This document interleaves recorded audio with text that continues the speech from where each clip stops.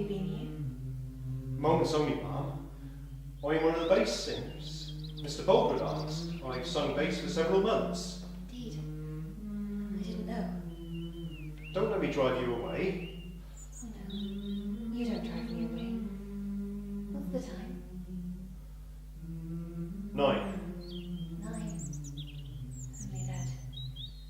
Gabriel, do you remember what we spoke of before? Oh, there you are. Well, Liddy told me you'd been out alone this half hour, and I did not believe her. I was tired, Mr. Baldwood. I thought a little fresh air might help, but... Good night. What? We're not going? Well, we've hardly begun. Oh, excuse me, I should like to go home now. Tell Liddy to come when she chooses. Oh, would you? Bathsheba, you know what I want to say. You owe me a promise. Do you give it? You owe me. Feel that I do. Yes. Yes. If you demand it. Mr. Baldwood, I'm a changed woman, an unhappy woman. You are still a very beautiful woman. Say the words, dear one, and the subject shall be dismissed. Bathsheba. I want to be just to you. Promise. If I say in 5 or 6 years you'll not press me for anything more. I swear it. I promise. Promise yourself to me. Very well. I'll marry you 6 years from this day. And you'll take this as a token from me. Mr. Baldwood, I cannot wear a ring. It simply means a pledge. Don't Come insist. now. Please don't. We are not engaged in the usual sense.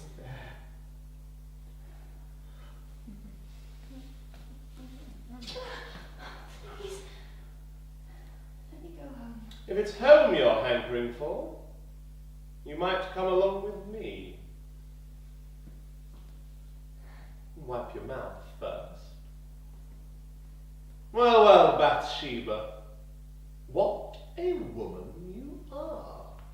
Married to one man, betrothed to another. Poor faithful oak, still brooding in the corner. Well, if I'd known you'd ripen into so delicious a little tart, I wouldn't have run so far or fast. Come home with me. Come. Madam, do you hear what I say? Bathsheba.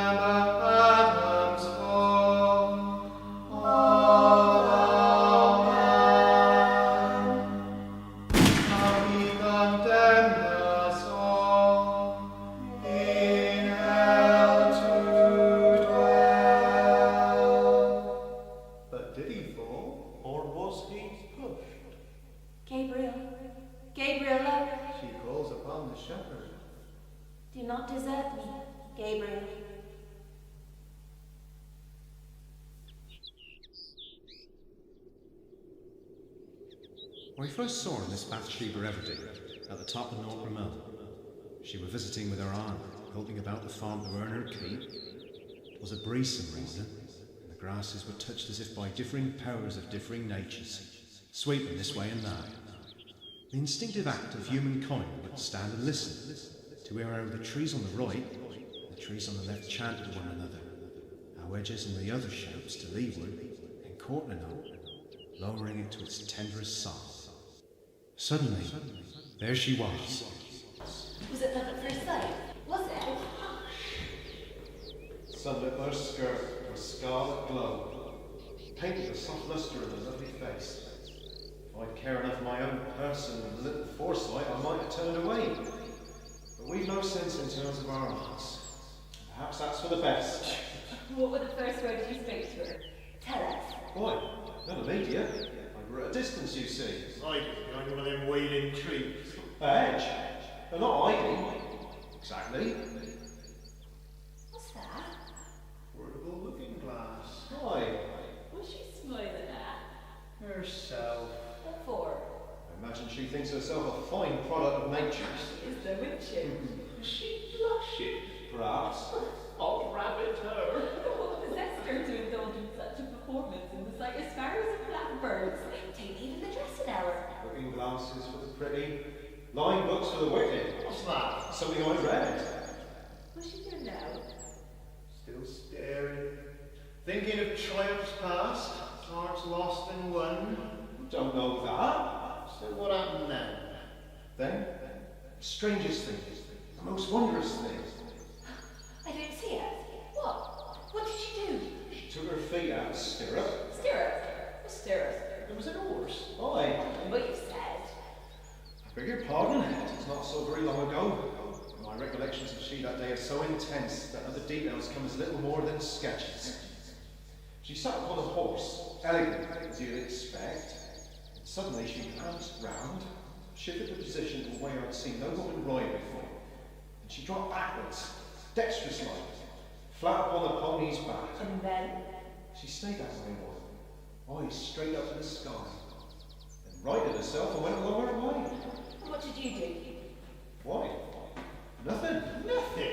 You didn't make your presence known. How could I after that? Well, he's right, you know. Spine don't go down too well even at the best of times. Even if it is shyness, not the gravity which makes you hide. So how did you first meet, if not then? How? Why? She saved my life. Hubby, hubby, hubby! Hubby, hubby,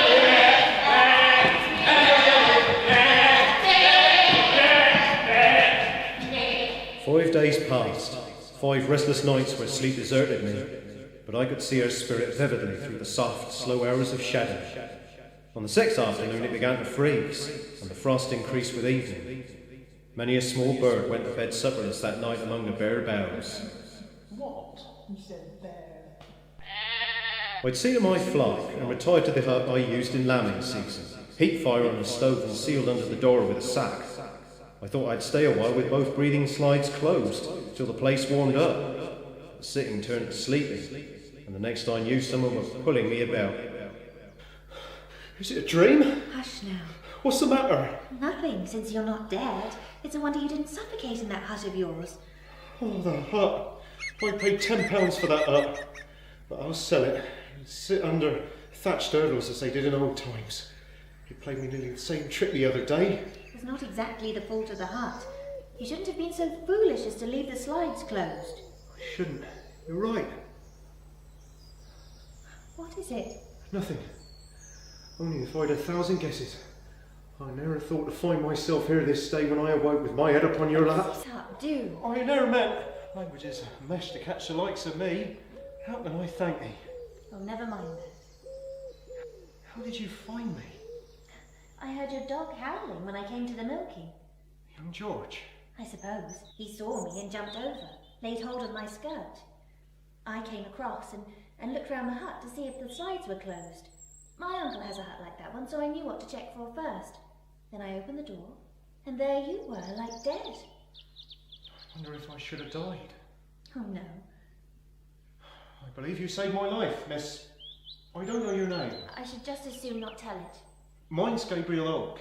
You seem fond of yours and speaking it so decisively, Gabriel Oak. Well, it's the only name I shall ever have, so I must make the most of it. Well, mine is odd and disagreeable. Should you like to have a new one? 'Tis my Christian name I spoke of. The other may stay.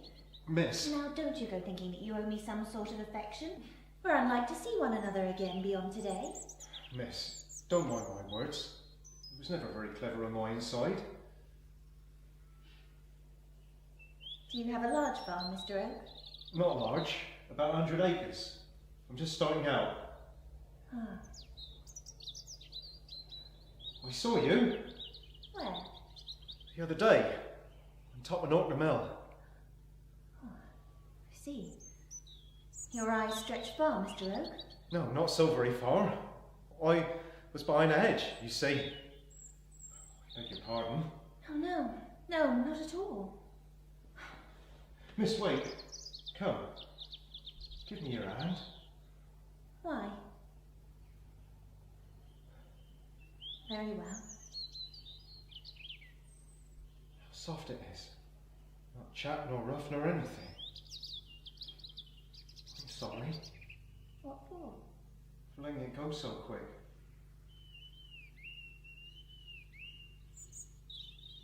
I suppose you're thinking you would like to kiss it. You may if you want to. I was thinking no such thing. But I will. That you will not. Now, find out my name. And did you?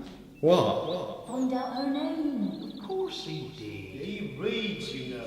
Oh, I don't approve, nor should you. what's he doing? Preparing. I made up my mind to ask her to marry me, see? Before I were good for nothing. Why, you hardly knew her. Aye, but I was so far gone I couldn't think straight. If I'd any hope of losing her from my thoughts after the hilltop, was dashed to pieces by her rescuing me. You felt beholden. No. I'd have felt that if it had been the arm. As it was she, I felt entranced. As if I'd been given a glimpse of an existence I could ne'er have anticipated. Lit by a living love the wilted world knew nothing of. Well, that's good. Encourage him. Hoping things that could not be.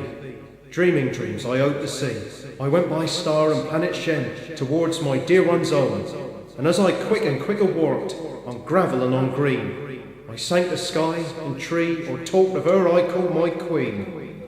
I gave up whistling, took up saying Bathsheba instead, changed my taste in air to dark, kept my own society. To me she was luminous, God created form of perfect womankind. I was ecstatic, wretched, helpless. Farmer, she's calling you. Aye, Running after you. aye. Forward. It's not what you think. Farmer Oak! I just called to see you. Yes, I know. I spoke with your aunt. Yes, I know. I ran after you to say that it was quite a mistake Aunt's telling you that I had a young man already. Really and truly, I'm glad to hear that. I never had one, and I thought as times go with women, it was such a pity to send you away thinking I had several. Oh, catch your breath, dearest. I have a nice, snug little farm. So I hear. And though I only be an everyday sort of man, when we be married, I'm quite sure that I can work twice as hard as I do now. I never said I was going to marry you. Why? That is a tale. To run after anybody like this and say that you won't have them. But I only meant to tell you that nobody had got me as a sweetheart yet. I hate to be thought men's property in that way. What? Why, if I'd wanted you, I shouldn't have run after you like this. It would have been the forwardest thing. But there's no harm, surely, in hurrying to correct a piece of misinformation. No harm at all. Well then. But there's such a thing as being... What? Naive, capricious, a tease. Well, I'm not quite certain there was no harm. I'd hardly time to think it through before I started, for you'd have gone over the hill. Stay, Miss Everdeen. I'll wait a while. Will you marry me? Do, Bathsheba. I love you far more than common. That's it, push on. I've so done already. I can make you happy. You can have a piano in a year or two. And have one of them £10 gigs for market. And nice flowers. And birds. Hens and cocks, I mean, because they be useful. Nice balance with poetry every day. I think I should like that. And a frame for cucumbers. Cucumbers. And after the wedding, we can put it in the newspaper list of marriages. And the babies and the births. Babies? Every man jack of them. And at home, by the fire. Whenever you look up, there I shall be. And whenever I look up, there will be you. Miss Everdeen? No, it's no use. I don't want to marry you. Try, Bathsheba, think. I have thought. For a marriage would be very nice in one sense. Everybody would talk about me and think that I'd won my battle, and I should feel triumphant and all that. But a husband? Well? Why, he'd always be there, as you say. Of course he would. Oi, that is. What I mean to say is that I shouldn't mind being a bride at a wedding if I could get to be one without having a husband. But since a woman can't show off in that way by herself, I shan't marry. At least, not yet. Well, that's a terrible wooden story. Upon my life and soul, I don't know what a mate can say stupider than that. Really? Why won't you have me? Because I don't love you. But I love you. And as for myself, I'm content to be liked. Mr. Oak, that's very fine. You'll get to despise me. Never. I have not a penny in the world. I am living with my aunt for my bare sustenance. Circumstances change. I am better educated than you are. That won't change. It might. You judge me too harsh, for I dearly love to read, although I've no university education. You are a farmer just beginning, and you ought, in common prudence, to marry a woman with money, who would stock a better farm for you than you have now. Why, that's the very thing I've been thinking of. Then why did you come and disturb me?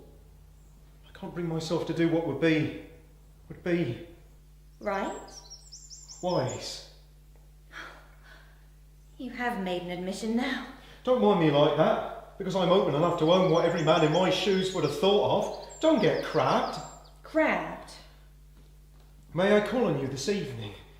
I don't want you to make your mind up at once if you'd rather not. No, I cannot. Well, will you walk with me on Sundays? No, don't press me anymore. I don't love you. Not one bit. 'Twould be ridiculous. Very well. I'll ask you no more. Thank you. Miss Everdeen? Yes?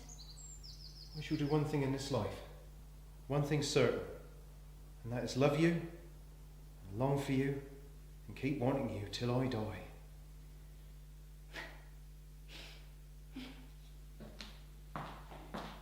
And then she left. And then she left. Within a day or so, she left Norton altogether. I heard she'd gone to Weatherbury, more than 20 miles off, but in what capacity I could not discover. Soon after, I'd my own set of troubles come to try and test me to the eld, and that's as much as I've to say on that. That's like him. Don't like to speak of what come next. Never said a word to man nor beast, but is famous yet throughout Northam and beyond. Do you know them? Lost everything he did. All he possessed in worldly property. 'Twas precariously balanced, as it were. Him being new taking charge, having risked all he had to make it so. All it took were a slight push, see, and they were looking t'other way. At her? So it would seem. That's love for you. Next thing, he found himself formless, penniless, looking for work, heading towards Weatherbury. Where he knew she was. Though he'd no intention of seeing her, of course. So there he is. About a stone's throw from Mrs. Farm, if he did but know it.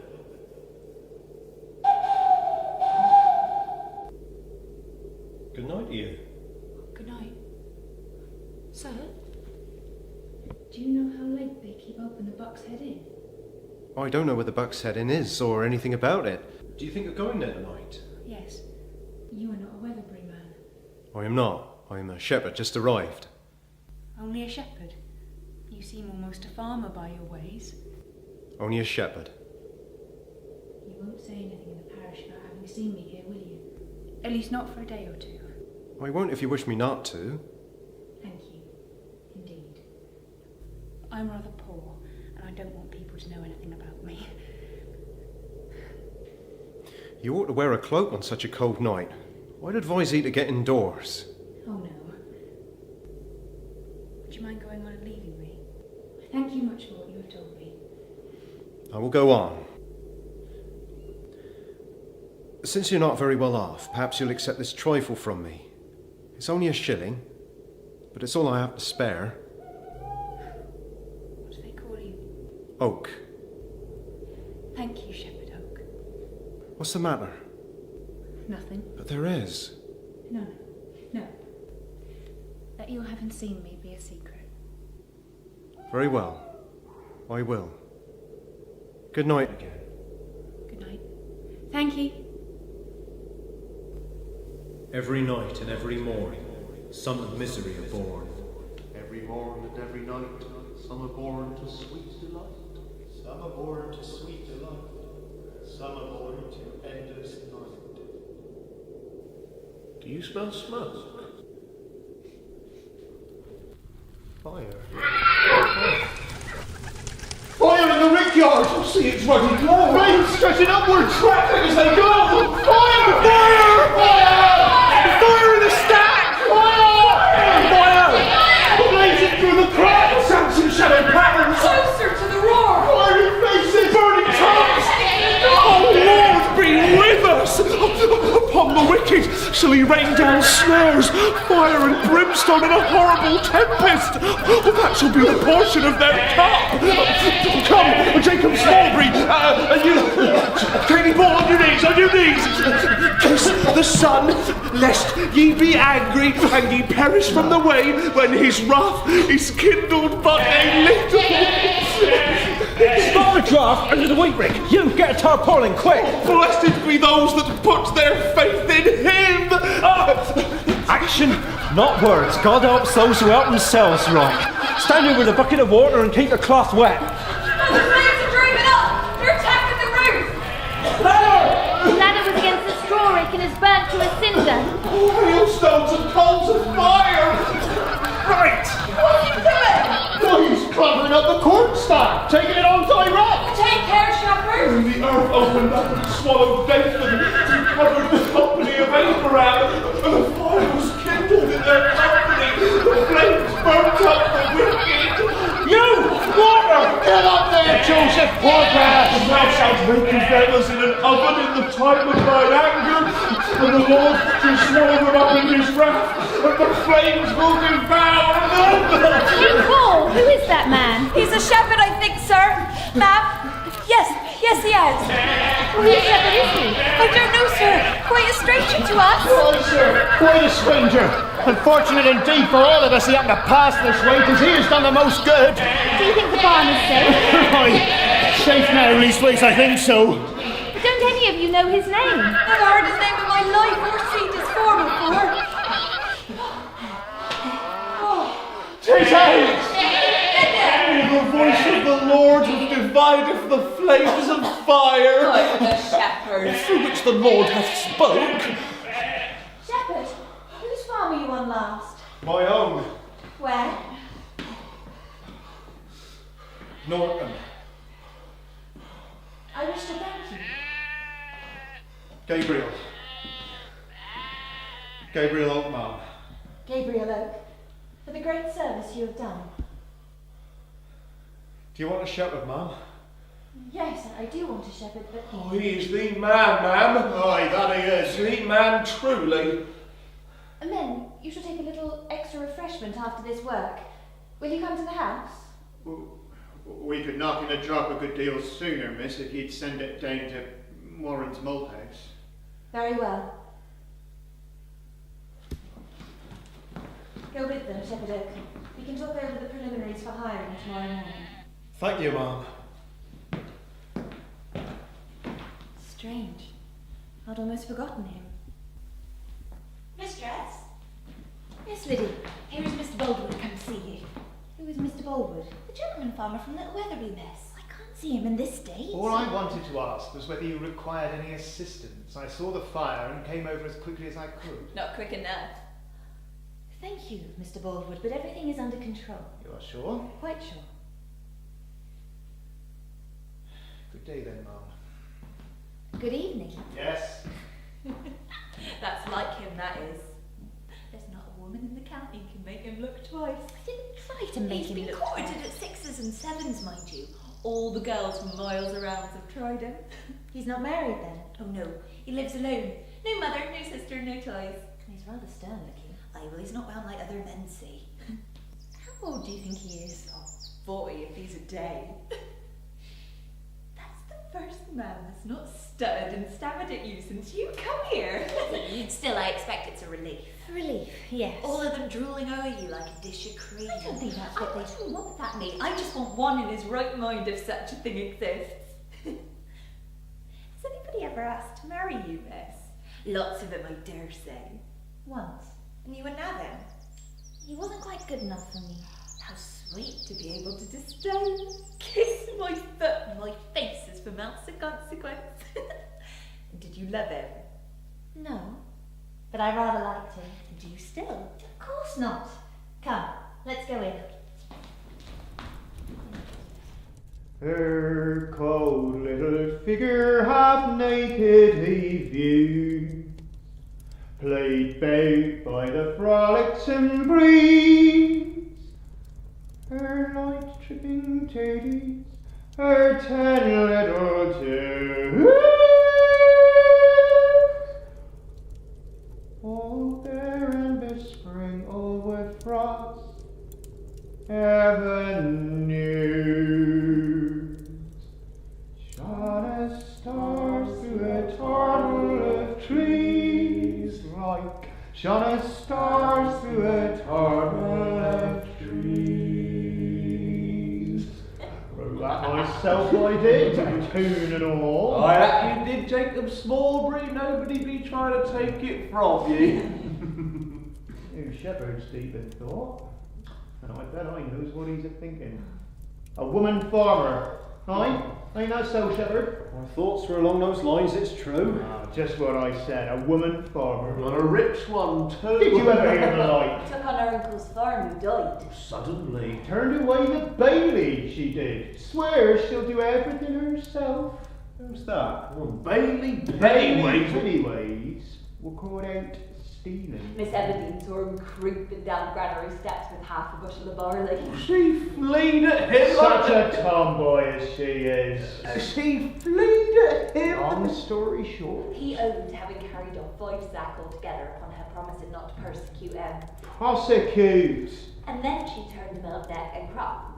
How's she getting on without a Bailey? She'll rue it. Surely, surely. Benji Pennyways were not a true man. Or an honest Bailey. A bigger betrayer as Judas But Iscariot. to think that she can carry on alone? Never, in all my creeping up, never. Oh, it's a pity she's so headstrong.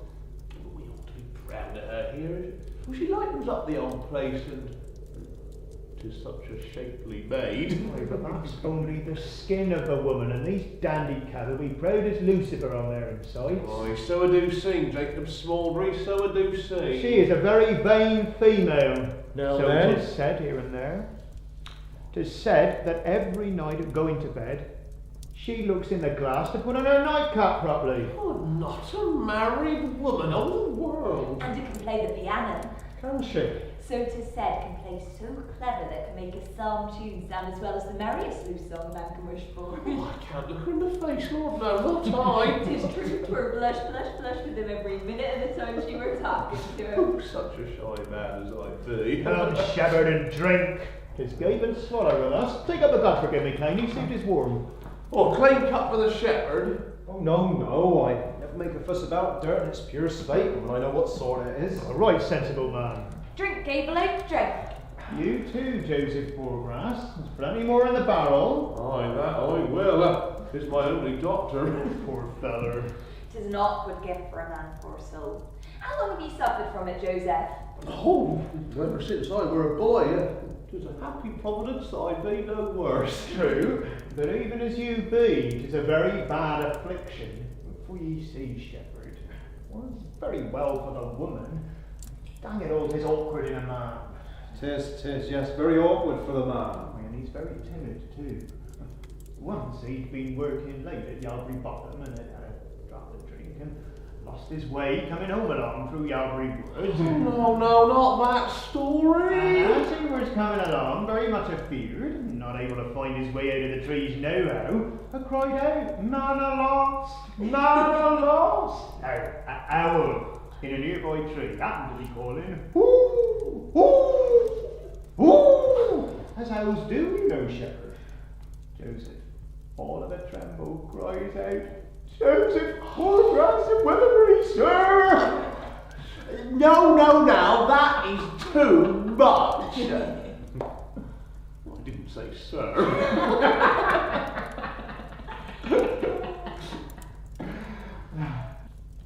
What kind of farmer woman want with a piano?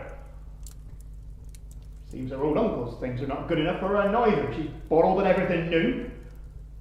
And no Bailey. I deserve that place. Aye, true, Jacob, you did. There, 'twas to be, I suppose. Your lot is your lot, and scripture is nothing. For if you do good, you be not rewarded according to your works, but be cheated in some mean way out of your recompense. No. I don't agree with thee there. God's a perfect gentleman in that respect. Good works, good pace, so to speak. But do ye see the toss of her head and the dare of the woman in general? She's got about, she said a man was damned to Liddy when the pantry shelf fell down. Did she so? Headstrong female, with her new farming ways. Then her ignorance is terrible to hear. Why, only yesterday she cut a rasher of bacon the long ways of the flip. She did. Did so. She'll bring us all the bad. Ye may depend upon it. Pride and vanity have broke many a cobbler's dog. Sally put the bellows upon the table twice last week. Sure sign something wrong is coming. And a white cat came into me yesterday breakfast. Horrible. We'll be ruined ourselves too. True. But I say, let her have rope enough. Bless her pretty face. Shouldn't I like to do so upon those cherry lips? Look here, neighbours. That's enough, do you hear? None of that dalliance talk. That smack and coddle style of yours about Miss Everdeen. I won't allow it. Steady. The next man in the parish I hear prophesying bad of our mistress. Why? That's what I should have said. Oh, come in. Come in, only you go knocking round here, unless you be the miss. Fanny Robin can't be found. I knew it. I see the magpie all alone last week. We've been waiting to look up the front door and she hasn't come in. Oh, 'tis burned. 'Tis drowned. Oh, 'tis her father's razor. Tomorrow morning I want 2 or 3 of you to make inquiries in the village as to her whereabouts. We'll go now. We'll do it quietly. There's no reason for alarm as yet, although I do hear that she's been in low spirits of late. Someone ought to go tell Mr. Baldwood, he'll want to know. Why? Oh, because as she had no friends in her childhood, Erin put her to school and got her a place here under your uncle. He's a very kind man that way. Has she any young man in the parish courting her, ma'am? I don't know. None's about here. Us lives in Casterbridge. He's a soldier, I believe. Well, do you know his name? No, ma'am. She was very close about it. Perhaps if I went down to Casterbridge Barracks, I might be able to find out. Well, very well. If she does not return tomorrow morning, mind you go there and try to discover who he is and see him. Wait 1 moment. Don't any unfair ones among you, if there be any such, think that because I'm a woman I don't know the difference between bad goings on and good. You have a mistress instead of a master, yes, but I shall be up before you are awake. I shall be afield before you are up, and I shall have breakfasted before you are afield. In short, I shall astonish you all. You may go. Well said. I don't need your approbation, Shepherd Oak, nor do I wish you to take it upon yourself to leap to my defence before the men. I'm well aware that they will talk. Men do, you know, but I'm perfectly capable of speaking on my own behalf. I no doubt. Good. Long the cruel wish I knew, That your free heart should ache for me. long the cruel wish I knew, That mine should bear no ache for you. long the cruel wish I held. And craved to view my triumph soon. Oh, sweet tomorrow! Then let us borrow. Hope! It weren't like that. It were never like that. The more emphatic the renunciation, The less absolute its character. I wished her only well. I felt the secret fusion of myself and Bathsheba to be burning with a finer flame. Well, that's slightly creepy. But I expected nothing. I hoped for nothing. And I bore her no ill will.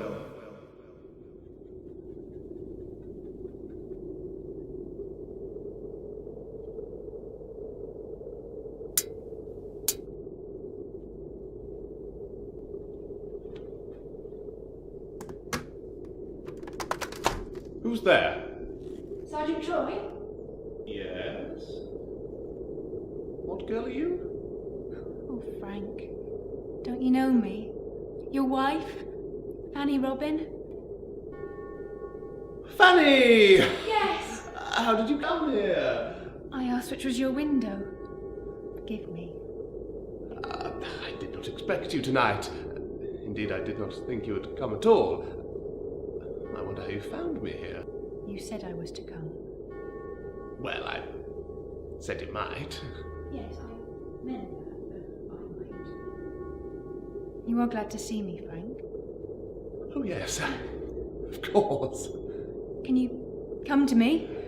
My dear Fan, no. The bugle has sounded, the barrack gates are closed, and I have no leave. We are all of us as good as in a county jail till tomorrow morning. Then I shan't see you till then. How did you come here from Weatherbury? I walked. Part of the way. The rest by the carriers. Oh, I'm surprised. Yes. So am I. Frank, when will it be? What? That you promised. I don't quite recollect. Oh, you do. Don't speak like that. It weighs me to the earth. It makes me say, I want to be first set by you. Never mind. Say it. Must I? It is when shall we be married, Frank? Oh, I see. Well, you need to get the proper clothes. I have money. Will it be by bands or licence? Bands, I should think. And we live in 2 parishes. Oh, do we? What then? My lodgings are in St Mary's, and this is not, so it will have to be published in both. Oh, is that the law? Yes. Oh, Frank, you think me forward, I'm afraid. Don't, dear Frank, for I love you so, and you have said lots of times that you would marry me, and I... Don't cry now. It is foolish. If I said I would... Of course I will. Shall I put up the bands in my parish and you in yours? Yes. Tomorrow. Not tomorrow. We'll settle in a few days. You have the permission in the offices? Not yet. Oh. How is it? You said you almost had before you left Casterbridge. The truth is, I forgot to ask. Your coming here tonight is so sudden and unexpected. Yes. Yes, it is. It was wrong of me to worry you. I'll go away now. Will you come and see me at Mrs. Twell's tomorrow in North Street? I don't like to come to the barracks. There are bad women about, and they think me one. Quite so. My dear Fan, I will come to you. Good night. Good night, Frank. Good night.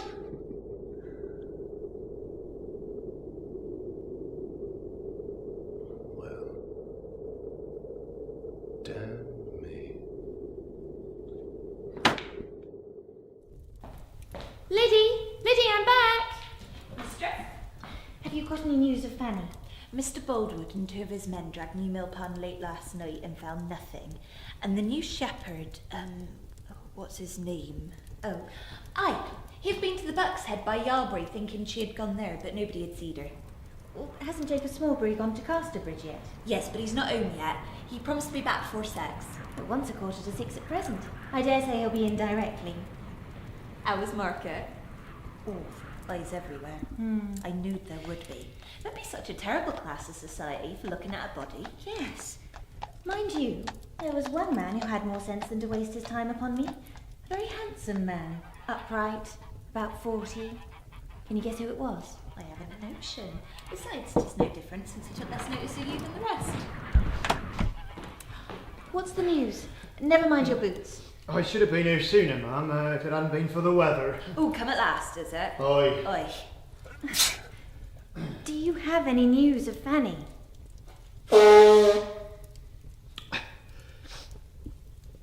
Aye, ma'am, I do. Oh, what is it? Well, ma'am, in round numbers, she ran away with the soldiers. No. Not a steady girl like Fanny. I got to Casterbridge barracks. They said the 11th Dragoon Guard had gone away and new troops had come. Oh, I said to myself, Fanny's young man was one of the regiment, and she ran away with him. Did you find out his name? No, nobody knew. I believe he were higher in rank than private. Well, thank you, Jacob. You better run across to Farmer Boldwood's and tell him that much. Aye, ma'am. Dear, I do hope she hasn't come to any harm through a man of that kind. She's alive, ma'am. That's a sight better than we thought, truth be told. Poor thing. He's a very interesting man, don't you think so? Jacob Smallbury. No. Farmer Baldwood. Ooh, very. Everybody owns it. I wonder why he's so wrapped up and indifferent to all he sees around him. He said he met with some bitter disappointment when he was a young man. A woman jilted him. People always say that, and we know very well women scarcely ever jilt men. It is the men who jilt us. I expect it's simply his nature to be so reserved. I expect so, miss. Still, it is more romantic to think that he's been cruelly served. Poor thing. Depend upon it, he has. What's that? A valentine? Who's it for? I'm not sure. They were selling them and I bought one. What fun it would be to send it to Mr. Baldwin. No, I won't do that. He wouldn't see any humour in it, I'm sure. Oh, he'd worry to death trying to imagine who it was from. Do you think so? Certain. Why, he'd never think of it being from you. If he walked past you in the street, he'd not look up. Rich and gentlemanly. What does he care? What shall I put? The rose is red, the violet blue, carnation sweet, and so are you. No, not that. Once upon a starry time, I saw yours and you saw it. What then? Something simple, pertinent, direct.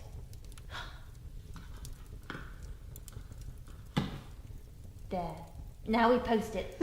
What did you put? What did you put?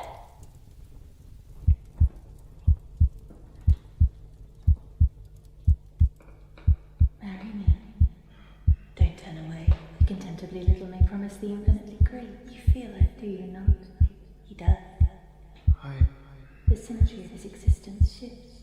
His heart moves. I hear it. Tick, tick, tick. Come, come. Some woman's hands travelled softly over this paper. Yes. Her unrevealed eyes watched every curve as she formed the words. Yes. Her mind saw, imagined. You. Why? Her lips. Red. Full.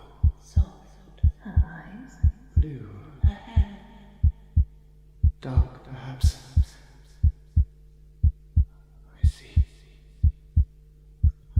I see the curves of her face. The roundness of her chin and throat. Her eyelids. Lashes. Shadow of her ear. Next her figure. Ankles. The very soles of her feet. Is she beautiful? I think she is. Who is she? Come closer, closer. It is not a joke.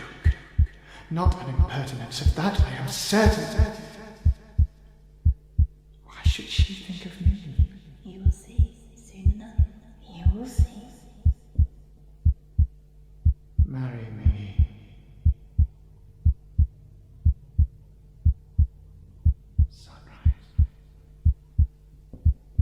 Pale, greyish light of winter, but still light where darkness used to be. I have lived in shadow. Behold, Adam awakens from his deep sleep.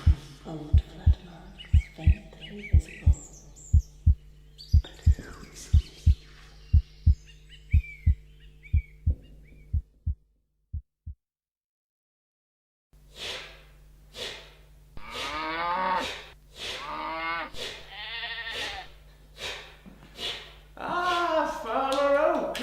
How's lambing this year? Terrible trying.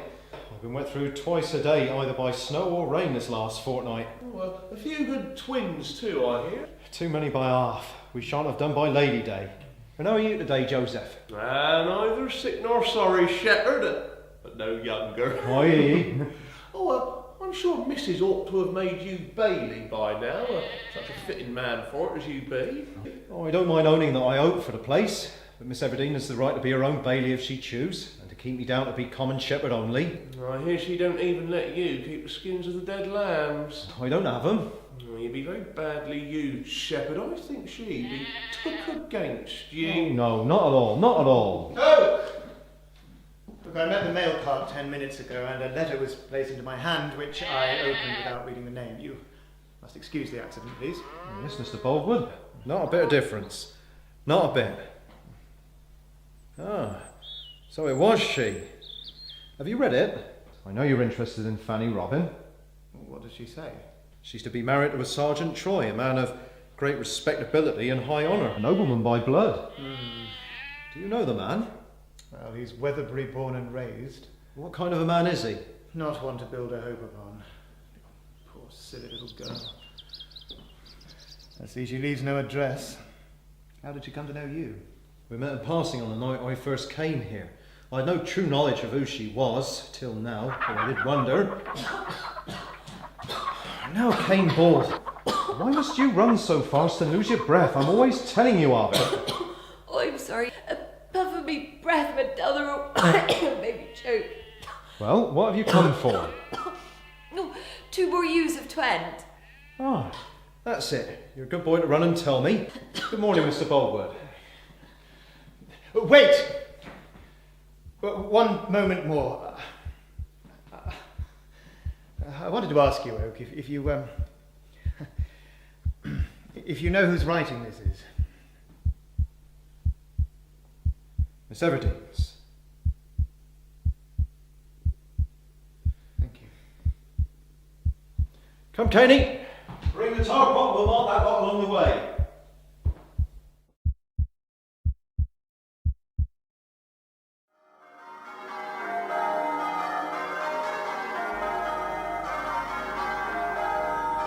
Oh, is it a wedding? It can't be. Wedding without a bride? What is he, a sergeant? No, a captain. He's a poor duped fool. Where's your lady soldier? Are you abandoned? Deserted. Cast off to nurse your wounded bride.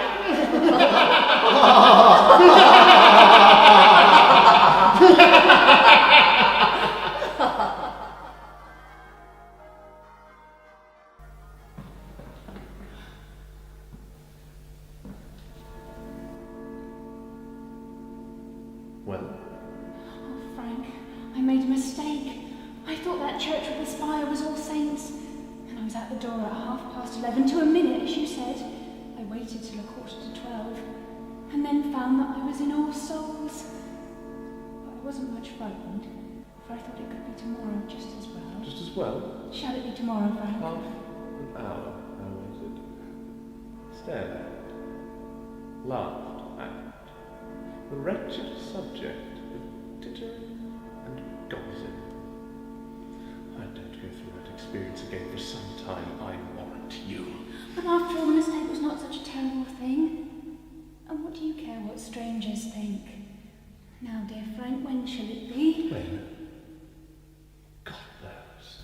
Frank, You have made a fool out of me, and an even bigger one of yourself.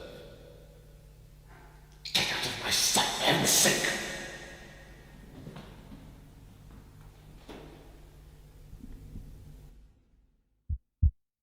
I heard your name when you were strange to me. Where it stood, blazoned bold with many more, I passed it vacantly, and did not see any great glory in the shape it wore. Oh, cruelty! The insight barred me then. Why did I not possess me with its sound? And in its cadence catch and catch again your nature's echo floating there around. Can that man be this I, unknowing you, when now the knowing you is all of me, and the old world of then is now anew, and purpose no longer what it used to be, a thing of formal journey work, but due to springs which then were sealed up utterly.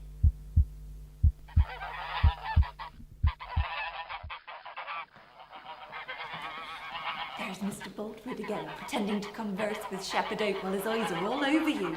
Oh, look at him, he's all lit up. That's a large kind of triumph, I should say. What don't you think it is?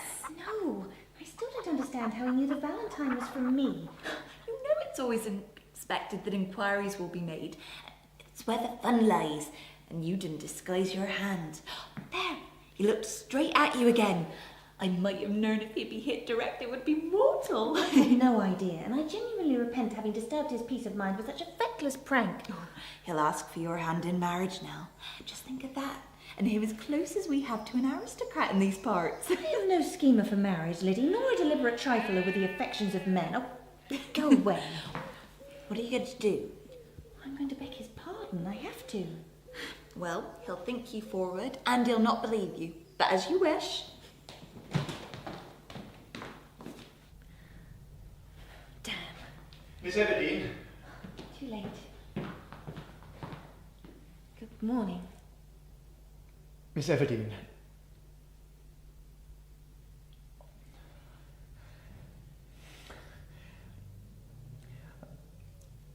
I feel almost too much to think. My life is not my own. Beyond all things, I want you. I want you as my wife. I feel, Mr. Boldwood, that although I respect My you life very is a much- burden without you. I want you so wildly that no other feeling can abide in me. I want you to let me tell you that I love you. Over and over.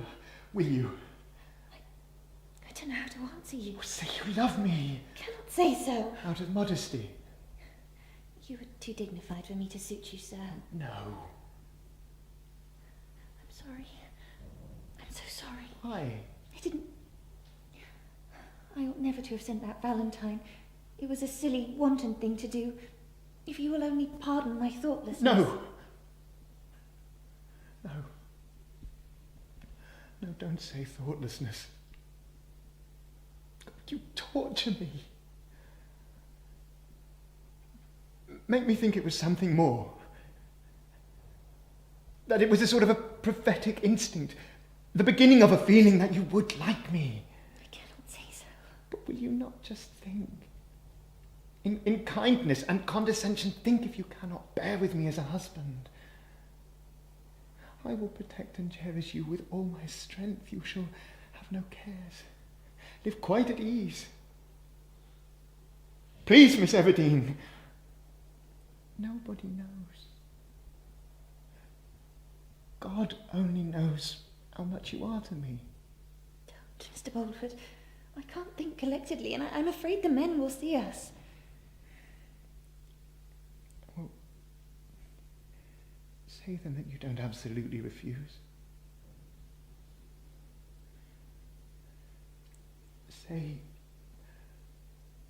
Say that I may speak to you again on this subject. Yes. I may think of you. I suppose. And hope to obtain you. No. Don't hope. I will call on you again tomorrow. No. I beg you. I must think.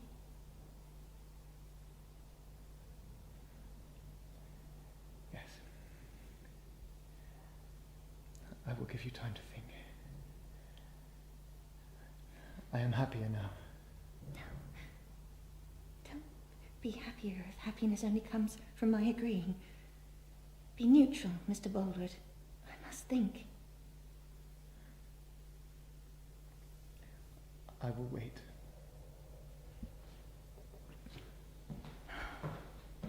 That valentine. Oh, that valentine. Cain, go to the lower mead and catch the bay mare. Gabriel, a word. How can I help you, mistress? I wanted to ask if the men made any observations just now with regard to Mr. Boldwood and I. They did. Did they think it odd? That was not the idea. What did they say? Farmer Boldwood's name and your own were likely to be flung over pulpit before the year were out. I thought so from the look of them. Why, there's no truth in it. Well and I then, want you to Bathsheba. Miss Everdeen, you mean? I mean this. That if Mr. Boldwood really spoke the marriage, I ain't going to tell a story and say he didn't just to please you. I've already tried to please you too much for my own good. Just said that I wanted you to mention that there was no truth that I was going to be married to him. I can say that to them if you wish. Likewise, I could give an opinion. I don't want your opinion. I dare say Well, what is it? that your conduct is unworthy of any thoughtful, meek, and comely woman. Perhaps you dislike the rudeness of my reprimanding you, but it was said honestly and with every serious meaning. On the contrary, my opinion of you is so low that I see in your abuse the praise of discerning people. I'm glad you don't mind it. You're funny, Shepherd Oak, especially when you don't mean to be. Thank you. I suppose I may ask where, in particular, my unworthiness lies? In my not marrying you, perhaps? Not by any means. I've long given up thinking of the matter. Or wishing it, I suppose. Wishing it either. I see. My opinion is, since you ask it, that you are greatly to blame for playing pranks on a man like Mr. Boldwood. Leading on a man you don't care for is not a praiseworthy action.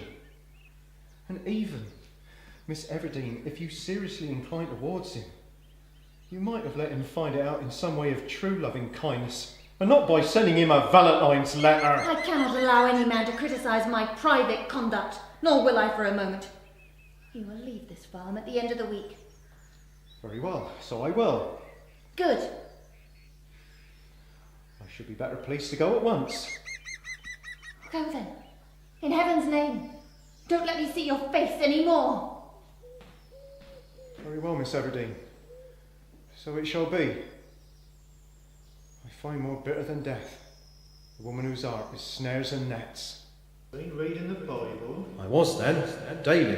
That lecture. An absurd mistake, if you don't mind my saying so. I thought it pertinent at the time. Wrath and scorn. I think you pushed her towards him. Aye, well, perhaps. I'd yet to learn that only fools serve up the voice to them they feel for. So you were exiled. For a time, a short time, but not gone far.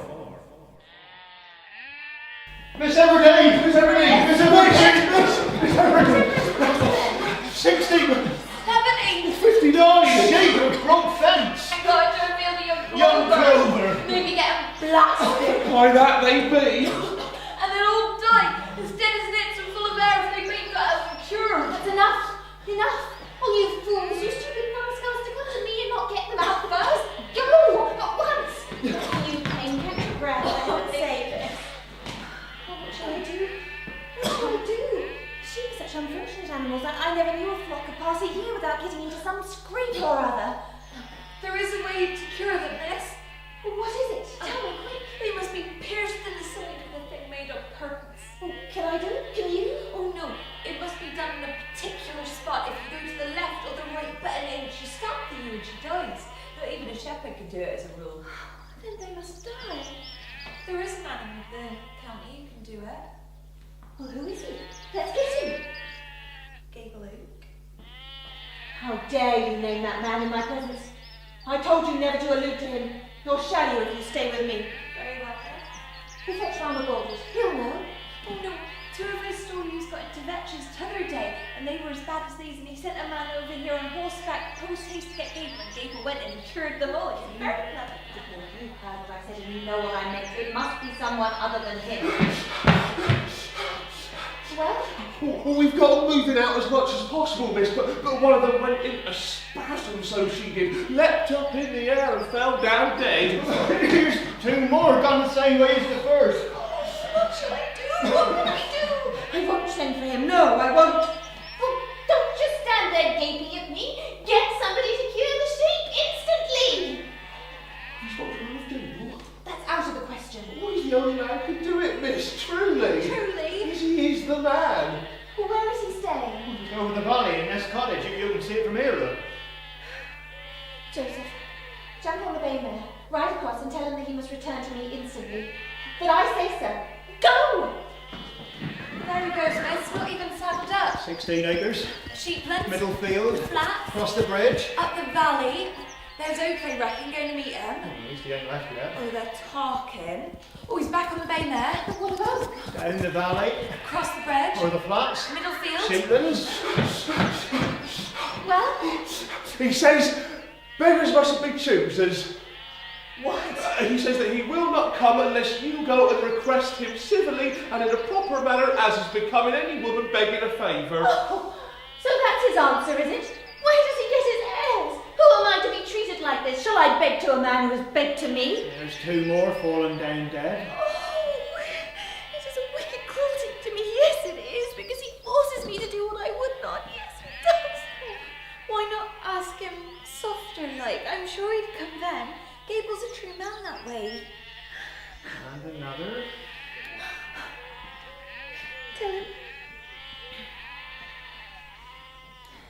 Tell him that I most politely request his presence, that I need his help. Say, do not desert me, Gabriel. Not very dignified for the head of an establishment. But it had the desired effect. Of course. I adored her. I was on that horse the second I heard her message. By her side in minutes. Ruinous.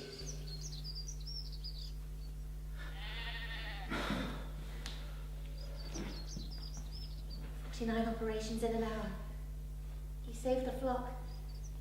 The men are full of praise for you, and so am I. It is a great thing to be clever. Who's been telling you I'm clever?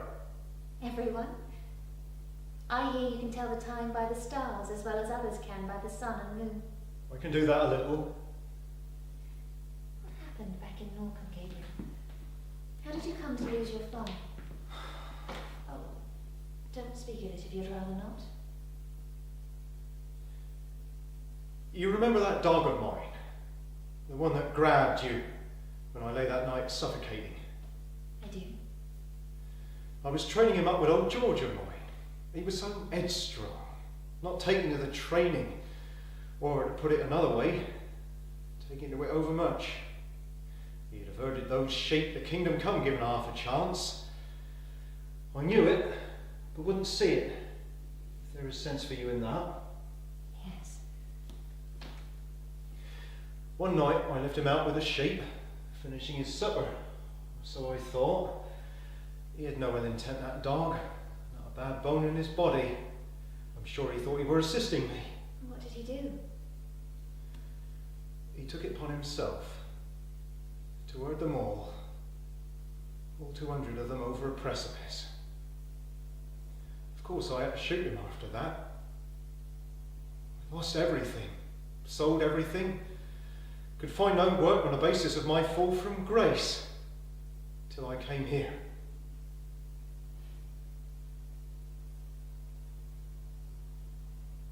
Will you stay on with me, Gabriel?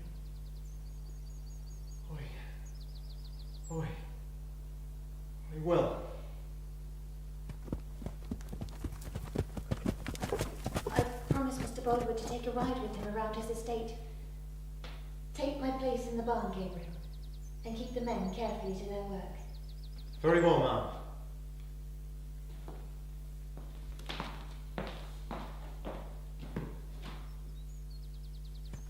Ouch. Oi. He pulled you up, only to push you down again. She never meant it bad. Just a woman making her way like the rest of us, gathering understanding, mostly by hindsight. And as you entered, I hurried her towards him with my judgment. She was schooling herself to pay. Do you say so? I do. By the way, it didn't matter. Everything that seemed set to be changed on the night of the shearing supper.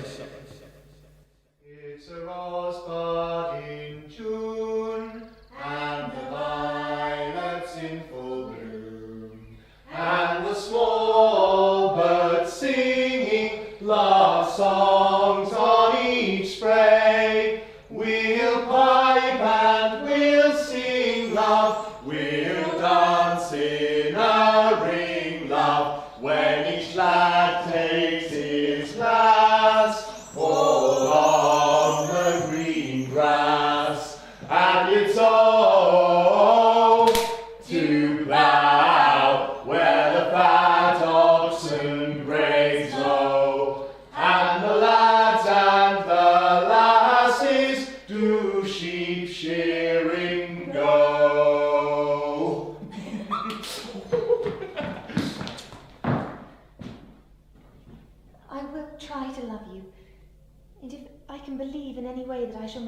good wife. I shall indeed be willing to marry you. But, Mr. Baldwood, hesitation in so high a matter is honourable in any woman, and I don't want to give you a solemn promise tonight. I would rather ask you to wait a few weeks till I can see my situation better. But you have every reason to believe that I then... have every reason to hope that at the end of the 5 or 6 weeks between this time and harvest that you say you are going to be away from home, I shall be able to promise to be your wife. But remember this distinctly. I don't promise yet. It is enough. I do not ask for more. I can wait on those dear words. And now, Miss Everdeen.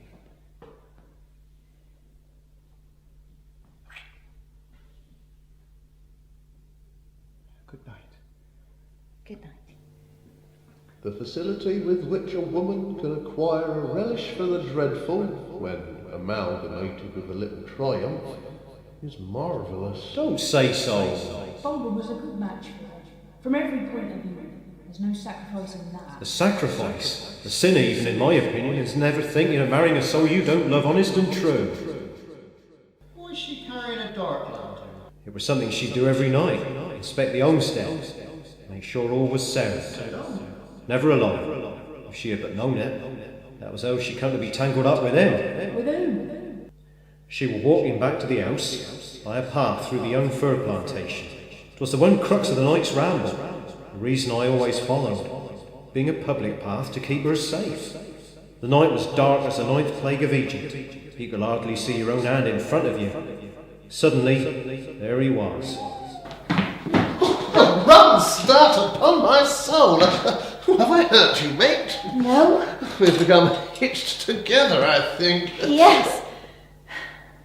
You're a woman? Yes. A lady? It doesn't matter. Well, I am a man. I can hear that. Oh, that's a dark lantern you have. I fancy so. Yes. Here, I've opened it and set you free. I'll unfasten you in one moment, madam. No, thank you. I can do it. You are a prisoner, madam. There's no use blinking the matter. I'll have to cut your dress if you're in such a hurry. Yes, please do so. It would not be necessary if you could only wait a minute. Oh. Thank you for the sight of such a beautiful face. I was unwillingly shown. Oh, I like you all the better for that incivility, miss. I wish that you had not shown yourself to me by intruding here. I deserve the chastisement. Go on your way, please. What beauty and drag you after! Do but look!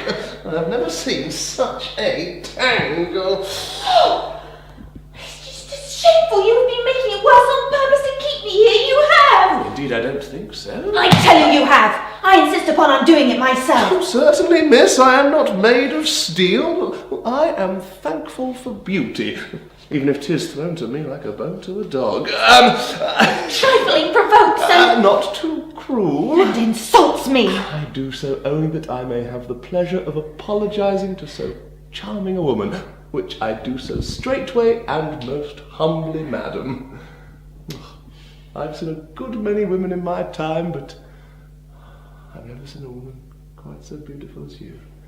Take it or leave it, be offended or like it, I don't care. Who are you then, who can so well afford to despise opinion? No stranger. Sergeant Troy. I'm staying in this place.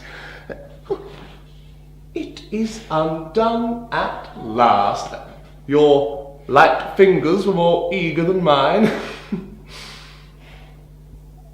Precious moments.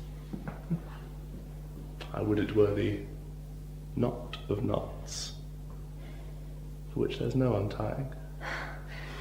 Really, you grow worse and worse. Ah, beauty. Good night. Sergeant Troy?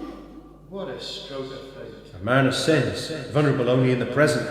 He could speak of love and think of dinner. Yet she hardly seemed to like him much. Not then, but wait. There's many a keen instinct submerged by flattery. And Baldwin and I made one mortal mistake, you see. Bearing in mind the looking glass. What was that? We neither of us told her she was beautiful.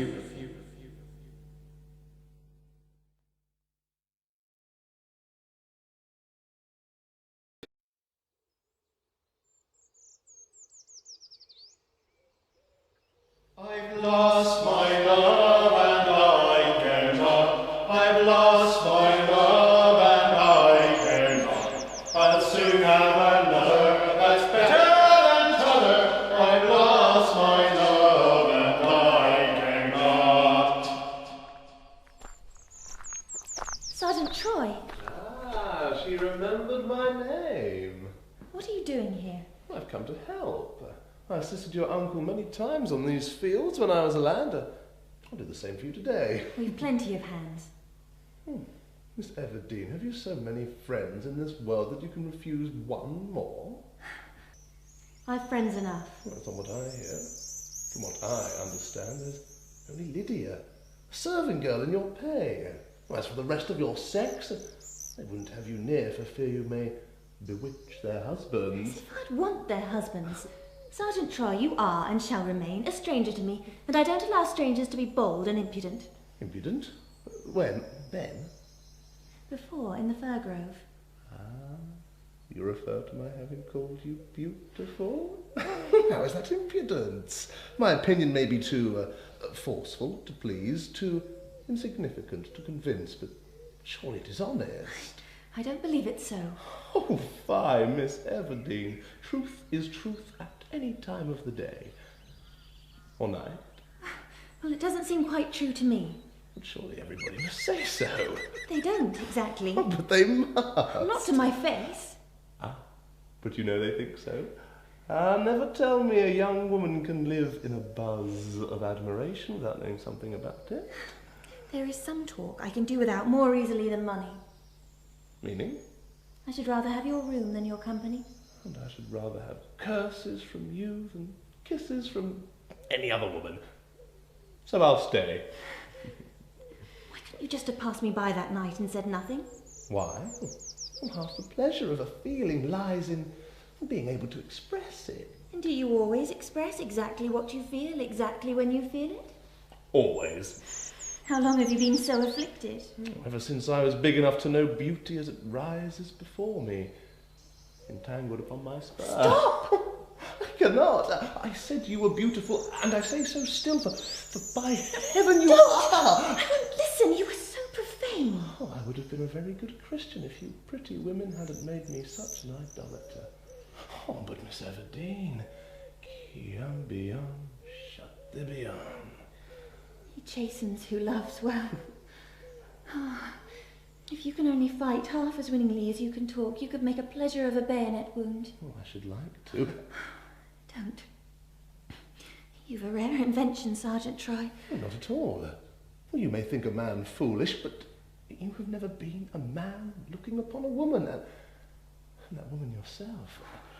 Nonsense. You are so distracting, and I am so distracted. I love you, Miss Everdeen. You only met me the other day. What difference? The lightning works instantaneously. I loved you then at once, as I do now. You cannot, and you don't. There is no such sudden feeling in people. Oh, but there is. It is being unable to think, to hear, to look in any other direction than there without wretchedness, nor there without torture. No, you are pretending. You don't know me at all. And you know nothing of love. Upon my soul, I wish you did. My workfolk will see us. What do you care? They'll wonder. No. Oh, this is dreadful. Why did you come and disturb me so? By heaven, I don't know. Perhaps in setting a gin, I've caught myself. Very well then. Let it be. Let it be. Miss Everdeen? Yes. Will you allow me to show you something? What? My soul. Should you like to? I don't know. No, Yes. you- Yes, I should. So you shall. Now, will you do this for me? Indeed. Nobody would find out. Thank you, but I couldn't on any account. A pity. If I were to, I must bring Liddy. I don't see why you'd want to. Well, then I shan't. And I'll come, but only for a short time. It will not take more than 5 minutes. You're sure you know where? Quite sure.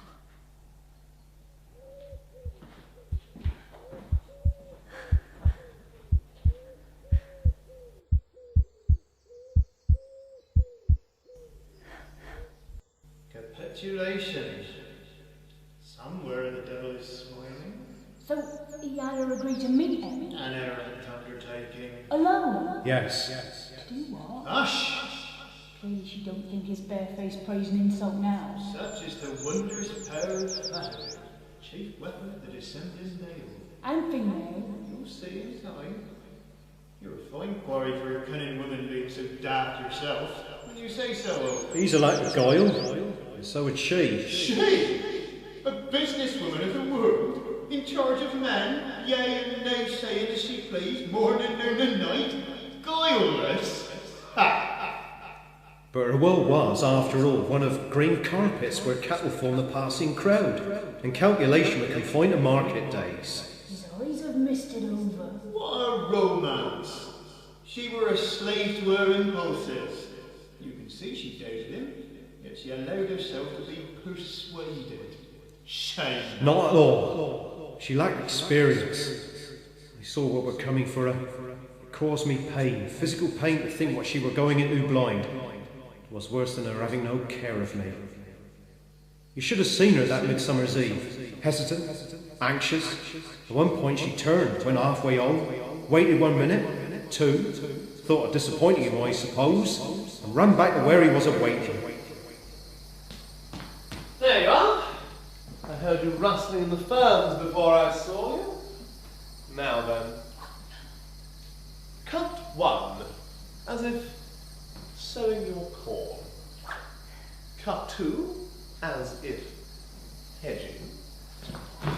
3, as if reaping. 4, as if threshing. The infantry have 2 most diabolical upward cuts, which we are too humane to use. Like this. How murderous and bloodthirsty. Yes, they are rather deadly. Now, just as promiscuously and quicker than lightning. You are my antagonist, with this one difference from real warfare, that I should miss you every time by a hair's breadth. Mind you don't flinch. I'll be sure not to. Now, just to make sure you've pluck enough, let me do what I wish to you. A preliminary test. I have not touched you. It was mere sleight of hand. You're not afraid, are you? Because if you are, I can't perform. I shan't touch you, you have my word. You're sure? I'm quite sure. Is the sword very sharp? Oh no. Stand perfectly still.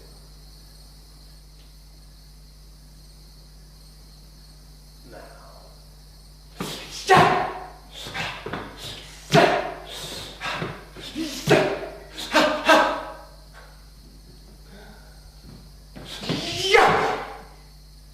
Bravely born! You didn't flinch a shade's thickness. Because I did not expect it. Thank heavens the sword has no edge. No edge? This thing will shave like a razor. Only to get you to stand still. At the risk of my injuring you through your moving was too great not to force me to tell a fib to escape it. I have been within an inch of my life and didn't know it. Well, more precisely speaking, you've been within half an inch of being dead alive 295 times. Oh, 'tis cruel of you. You have been perfectly safe, nevertheless. My sword never errs. A short while, he said. Well,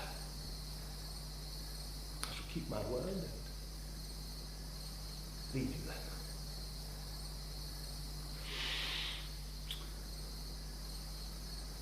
Say you love me. Tell her it will be worth your soul to be a moment kind.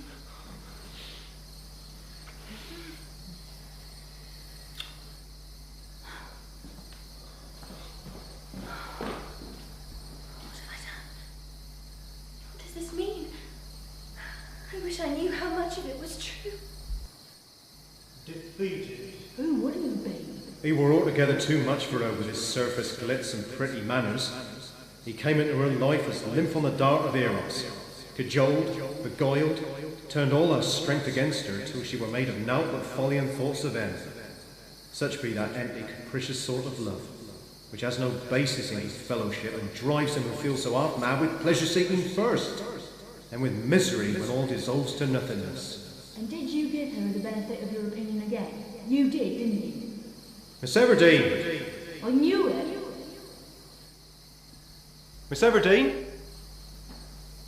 Gabriel. You were taking a walk too? I was just coming to meet you. It's getting late and there are bad characters about. I never see any. Eh? Oh, I was just going to say that as the man who would naturally come to meet you is away from home, I mean Farmer Boldwood, why, thinks I'll go. Why would Farmer Boldwood naturally come to meet me? Well, on account of the wedding that they say is likely to take place. They say what is not true, whoever they may be. Well, Miss Everdeen, I've never seen courting in my life if he's not a-courting you. Mr. Boldwood has urged me to marry him, but I have given him no distinct answer. When he returns, I shall, and my answer will be no. People are full of mistakes, seemingly. They are. The other day, they said you'd been trifling with him and you almost proved that you were not. Lately they say you be not, and straight away you begin to show. That I am, I suppose you mean. I wish you'd never met that young Sergeant Troy. Why? He's not good enough for E. Sergeant Troy is an educated man, quite worthy of any woman. I hear his course is downward. You hear? And from my own observations, Well, I believe what? him to have no conscience at all. I don't say that he's such a bad man. I pray to God that he is not. But until we know exactly what he is, why not behave as if he might be bad, simply for your own safety? My safety? Is that what you meant before? But Listen to me, mistress. Just this once. why? I like soldiers, but this one I do not like. His cleverness and his calling may have led him astray. And what is mirth to the neighbours is ruin to the woman. This is none of your business, Shepherd Oak. You know nothing of his character. If you did, you would see that he is a thoroughly conscientious man, just as good as anybody in this parish. He is very particular, too, about going to church. Yes, he is. I've never seen him there. He goes in privately by the old tower door, just as the sermon commences, and sits at the back of the gallery. He told me so. It's like the 13th stroke of a crazy clock. I beg your pardon. The old tower door, as ivy grown across it, is straight. Come with me and I'll show you. No! You're mistaken. Why, he is blunt sometimes even to rudeness. He wouldn't lie to me nor anybody. He is incapable of deceit. It grieves me to see you trust him so, mistress. You know, mistress, that I love you, and I wish you no harm. I have lost the race for money and good things, and I am not such a fool as to pretend that you are not altogether above me. But Bathsheba, dear mistress, I beg you, be more discreet in your bearing towards this soldier. Don't. Both to keep yourself well honoured among the work folk, and then in consideration to an honourable man who loves you as well as I. That's enough. You would do better with Mr. Boldwood. I wish you to leave this place. Do not remain on this farm any longer. I don't want you. Nonsense. This is the second time you pretended to dismiss me on account of my speaking what you do not wish to hear. And what's the use of it? Pretended. You shall go, sir. You take your lecturing with you. I am mistress here. Go indeed. What folly will you say next? Treating me like Tom, Dick and Harry when you should be grateful to me for biding. Sometimes I should be as glad as a bird to leave the place. But don't suppose I'm content to be a nobody. However, I hate to see your concerns going to ruin, which they will do if you keep in this frame of mind. I ain't taking my own measure so plain, but upon my life, your provoking ways make a man say what he wouldn't dream of at other times. Bathsheba, Very well. But will you leave me alone now? I don't order it as a mistress. I ask it as a woman.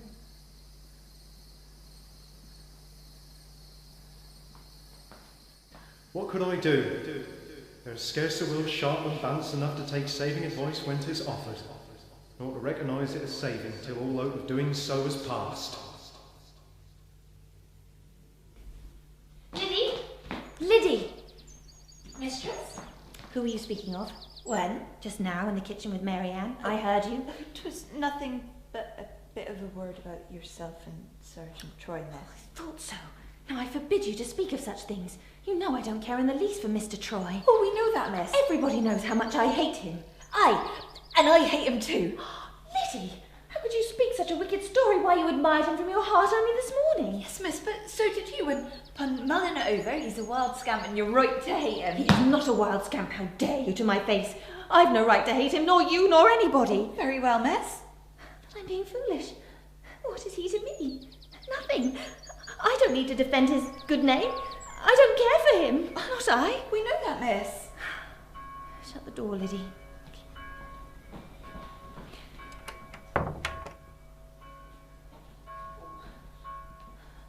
People always speak such foolery, miss. I'll make answer henceforward. Of course a lady like Miss Everdeen can't love him. I'll say it out plain. Liddy, you must be blind. Miss? Can't you read riddles? Can't you see? I love him. The very distraction and misery and agony. Oh, miss. You must swear to me, solemnly swear to me that he is not a bad man, that it is all lies that they say about him. But how can I say he's not... Graceless girl! You speak a word against him and you'll be dismissed instantly. Very well, miss. 'Tis all lies that they say. I suppose you only agree to please me, but Liddy, he cannot be as bad as people say. Yes, miss, yes. And you don't believe he is? I don't know what to say. If I say no, you don't believe me. And if I say yes, you rage at me. Say you don't believe it. Say you don't. I don't believe him to be quite so bad as people say. So, Bolton, he is not bad at all. Oh, if you please. I do not deserve to be insulted and stormed at. I'll be getting back to my work now, servant that I be. No, Liddy, no. You are not a servant. You're a dear companion to me. Forgive me. I don't know what's been happening to me since this miserable ache has waited and worn upon me so. How I wish I'd never seen him. Loving his misery. Oh, now else, miss. I don't often cry, do I, Lid? Promise me that you'll think better of him and try to keep my secret. Oh, Death's head shan't wring it from me. I think God likes us to be good friends, don't you? Indeed I do. And, dear miss, you won't harry me and storm at me, will you? Because you seem to swell so tall as a lion then, and that frightens me. I fancy you'd be a match for any man in one of your take-ins. Never. Do you? I hope I'm not a bold sort of maid. Mannish? Oh, no, not mannish, but so almighty womanish 'tis getting on that way sometimes. What do you intend to do about Mr. Boldwood, if you don't mind my asking? I wrote to him yesterday morning at his address beyond Casterbridge. I meant to wait until he came home, but I couldn't. And what did you say? I thanked him for his offer. I told him that I'd well considered the whole subject, but that though I valued his kindness, my firm and final decision was that I could not marry him. He'll come here. You think so? Certain. What shall I do? I can't face him. Come stay with me at my sister's in Yalbury for a day or two. Yes. Who's that? It can't be. Marianne is going. She is this way, sir.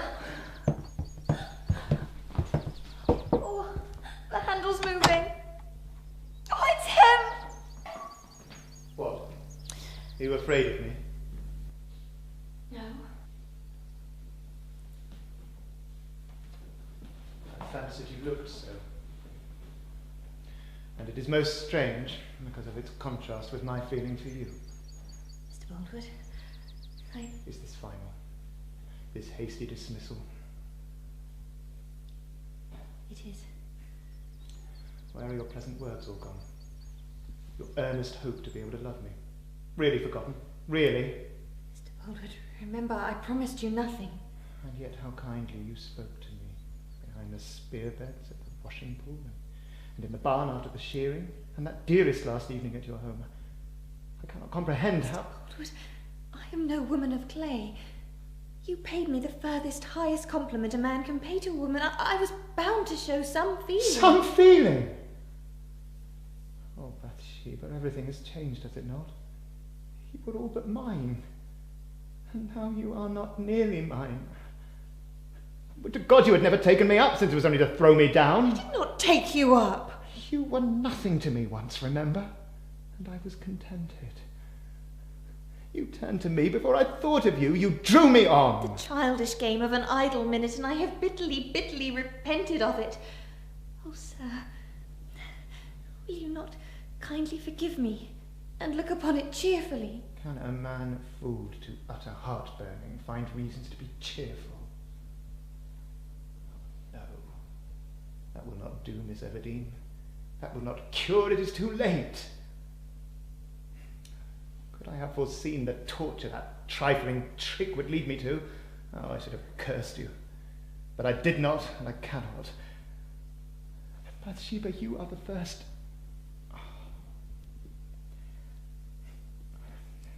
the only woman I have loved. And it is the having been so near to claiming you that makes this refusal so hard to bear. Oh, but it's no use. I tell you all this, but what do you care?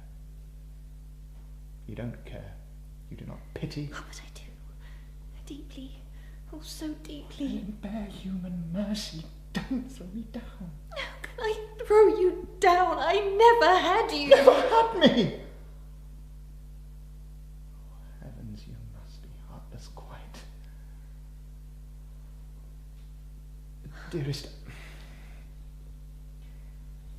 Dearest, I am wavering between two opposites. Forget that you have said no, and let it be as it was. Say, Bathsheba, that you only wrote that refusal to me in fun. Come, say it to me! Be untrue and painful to both of us. You overrate my capacity for love. An unprotected childhood in a cold world has beaten warmth of nature out of me. Oh, well, that might be true somewhat, but... oh, Miss Everdeen, it won't do as a reason. No. It isn't because you have no feeling in you that you don't love me. You love enough, but it has changed into a new channel. Why did Troy not leave my treasure alone? Before he worried you, your inclination was to me. Can you deny it? I cannot. I know you cannot. He stole in and robbed me in my absence. Serpent tongue! Sir, Mr. Baldwood! All along you knew, how well you knew, that your new freak was my misery! Dazzled by scarlet and sword play. Oh, Bathsheba, this is woman's folly indeed. Speak so. I would have died for you, given worlds to... but you have given way to him. A worthless, slithering rake. He's kissed you, has he not? Claimed you as his? Deny it. Leave me, sir. I am nothing to you. You have no right. Deny it. I shall not. Well, he has. I'm not ashamed to speak the truth. Then curse him. Curse him. Oh, punish him upon my soul, I'll horsewhip the untimely stripling for this reckless theft of my one delight. And heaven's mercy kiss you! A time in his life will come when he will have to repent and think wretchedly of the pain he has caused another man. Then may he ache and wish and curse and yearn as I do now! Don't pray evil down upon him. Be kind to him, sir, for I love him true. Bathsheba, sweet lost girl, pardon me. He is the greatest sinner. He stole away your heart with his unfathomable lies. Please. Pray God he does not come within my sight.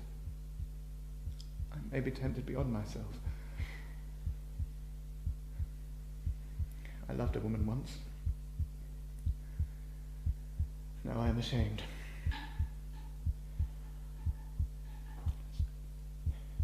Keep him away from me, away from me, away from me, away from me. Poor girl. I blame her. You would. She should have left him alone in the first place. Yet how was she to know what were a pastime amongst others might be death to him?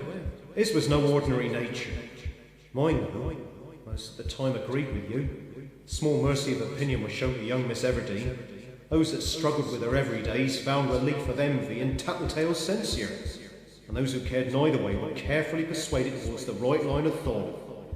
Of course, there were no bad feeling toward Boldwood for his fervour, or Troy for his forked tongue. It was generally considered she were entirely to blame. She'd had no one in the world to fight her battles for her. No one but you. And you she would not have. More fool her. What's she thinking? Of him. Troy? Unbeknown at the time, he had gone away to Bath to spend a week with some acquaintance and were due back in a day or two. That interview with Boldwood frightened her to action. She saw the truth of him, you see. A Boldwood? Aye. His nature, still unsteadfast seeming, were in truth a rigid balance of wide conflicting forces. If that Valentine were a pebble skimmed across the surface of some vast and fevered dam, thoughtless causing ripples to eternity, Troy's person were an avalanche, devastating sure to make the waters burst. She feared for her rake, so ceased wavering and ran, straight into his arms. I rid a little lost in moments, though I'll admit 'twas not entirely to my taste. Too much in the way of bonneting and ribbons. One thing I learned, if you're a young lady looking for trouble, take yourself to Bath and you'll not be disappointed. For a week we heard nothing of her. Then at dusk one night she returned, quietly, wearily, and shut herself indoors. I'll never forget the relief of seeing her safe and sound. It overpowered all reflection on how she filled those lost days, so I could only wallow in the sense of it, lingering beside her house till night fell full. Where's he been? To her, to ask admission, and be refused. Good night, sir. Good night, David. I heard the carrier's spring van into the village, pull up nearby. Gilded form got out, stood in the lamplight. Good night! Good night to you! It were him, the peacock. Sergeant Troy. Yeah? Just arrived from Bath. I am William Boldwood. Indeed. I wish to speak a word with you about she who lives just ahead there, and about a woman you have wronged. I wonder at your impertinence. I know a good deal concerning Fanny Robin's attachment to you. Know your voice. You ought to marry her. I suppose I ought to. Indeed, I'd like to. But I cannot. Why? I am too poor. I'll make it worth your while. How? I'll pay you £50 now. I'll settle a sum upon her. What sum? £500. Well, that's generous. And I will see that you don't suffer from poverty in the future. I'll put it clearly. You are too poor for Bathsheba seriously to consider. So give up wasting your time and agree instead to a proper, rightful match. Well, I do like Fanny. And if, as you say, Miss Everdene is out of my reach, why, I have all to gain by accepting your offer and marrying Fan. though she's only a servant. Do you then agree to my arrangement? I do. I always preferred her anyway. What? Then if you liked her best, why did you come here and ruin my happiness? I like Fanny best now, but Miss Everdeen inflamed me and displaced Fanny for a while. It is over. I don't understand. Why should it be over so soon? And why then did you come here again? There are weighty reasons. £50 at once, you said. I did.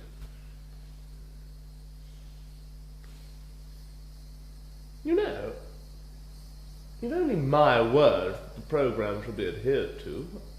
Must I, at any rate, have £50? No, I thought of that. And I have considered that if I cannot appeal to your honour, I can trust to your, well, shrewdness not to lose £500 in prospect, or to make a bitter enemy of a man who is willing to be an extremely useful friend. Stop, listen. By George, 'tis she. She? Who? Oh, Bathsheba. Bathsheba? Out alone at this hour? Why? She was expecting me. And now I must go and talk to her and wish her goodbye, according to your instructions. I don't see the necessity of speaking. Well, it can do no harm. She'll be wandering about looking for me if I don't. You shall hear all I say to her. It might help you in your love-making when I'm gone. Your tone is mocking. Oh, no. Frank, dearest, is that you? Yes. How late you are. I was sure to come. You knew I would, didn't you? Well, I thought you would, and Frank, it's so lucky. There's not a soul in the house but me tonight. Capital. Oh, but my dear, I must just go back for my bag, for you see my brush and comb and slippers are in it. You run home and I'll go and fetch it. I'll be with you in 10 minutes.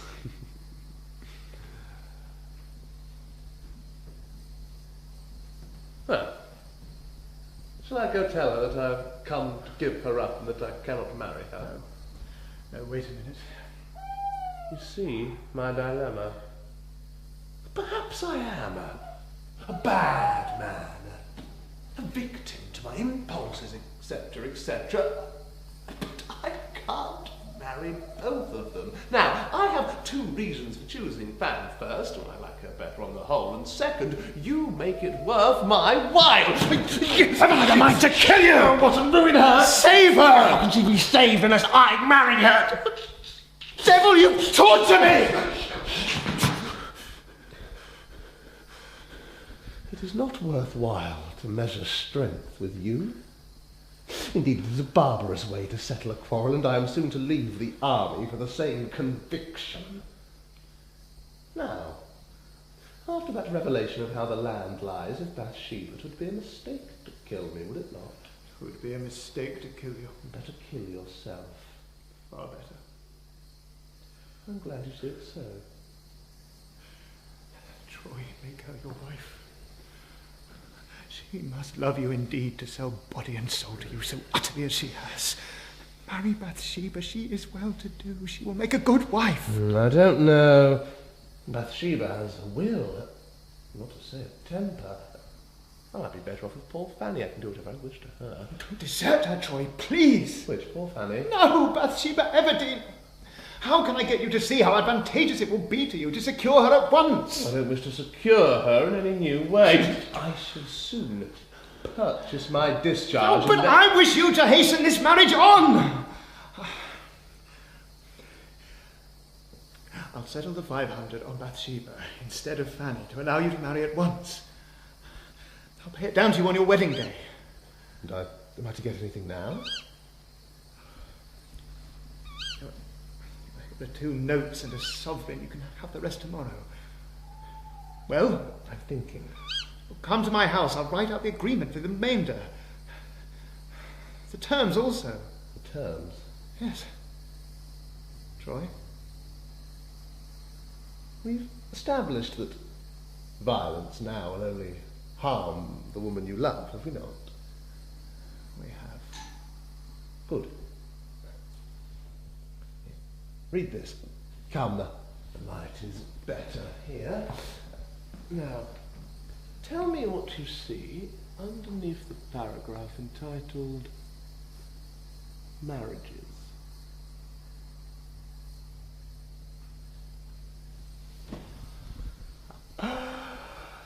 Now, Boldwood, this is what we call thought meeting feeble.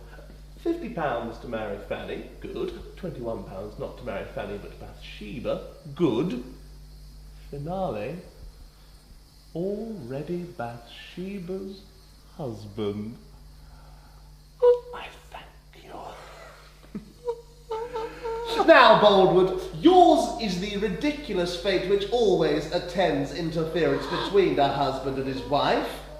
Now that I've taught you a lesson, take your money back. I will not! I will not! Well, I shan't keep it. As bad as I am, I'm not such a villain as to make the misery or marriage of any woman a matter of huckster and sale. They're not our property, you know. Well, not yours, anyway. I am coming, my love. You juggler of Satan! You black hound, I will punish you yet! Mark me, I will punish you yet. Oh Lord, I am weak and foolish. I had some faint belief in your mercy, but it seemed that you prepared a gourd to shade me, and like the prophet I thanked you and was glad. But the next day you prepared a worm to smite the gourd and wither it. And then...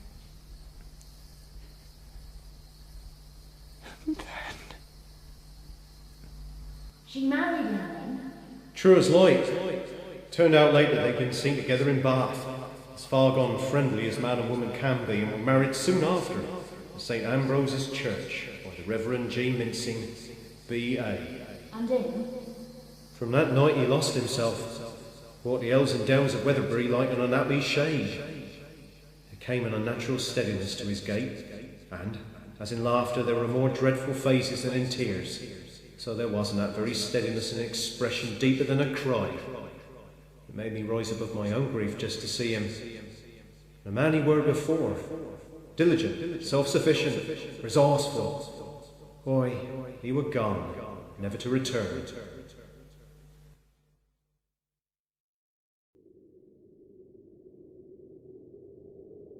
There's something about life. When it starts to get bad, it seldom gets better before it gets worse.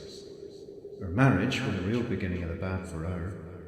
She bought his discharge from the army while the weather were yet dry and sultry, and became our master here. So I had fast to learn to say friend outwardly, or I might say trouble else with them. By October, the change to storms and coolness. I mean, the least shrewd had come to see him for what he were beneath his brass. An idler, drinker, gambler.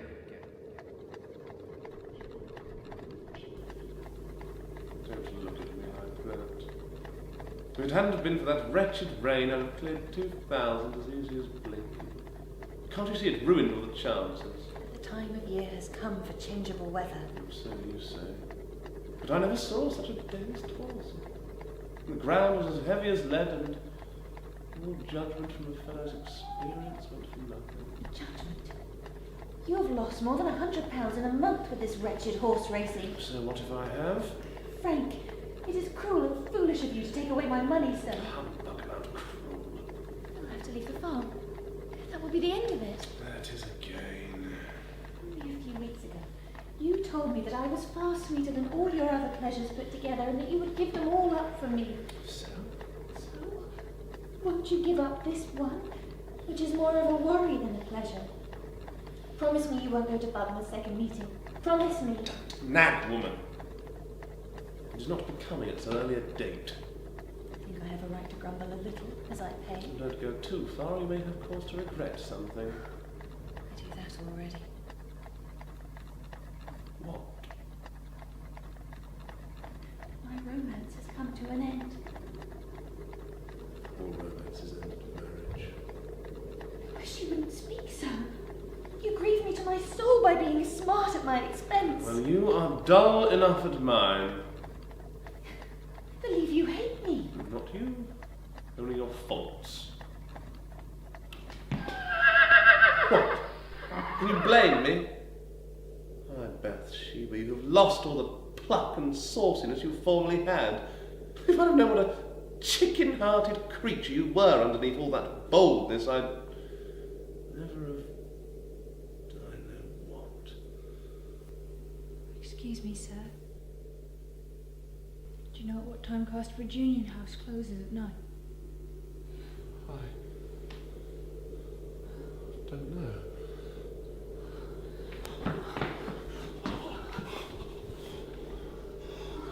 Poor thing. Stay where you are and attend to the horse. I'll see to the woman. But I... Do you hear? How did you come here? I thought you were miles away or dead. Why didn't you write to me? Oh, I feared to. Have you any money? None. Good heavens. Here's the merest trifle. I only have what my wife gives me, and I can't ask her for more now. Where are you going tonight? Casterbridge Union? Yes, I thought to go there. You shan't go there. Yes, wait. Yes. Sleep there tonight. Stay there tomorrow. Monday is the first free day I have. Monday morning, at 10 exactly, meet me at Gray's Bridge, just outside of town. I'll bring all the money I can muster. You shan't want Anna. I'll see to that. We'll get you some lodging some way. Goodbye till then. I am a brute. But goodbye.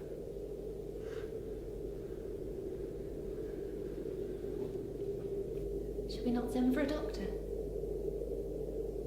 Why did you send her on her way? Frank, do you know who that woman was? I do. I thought so. Who is she? Nothing to either of us. I know her by sight.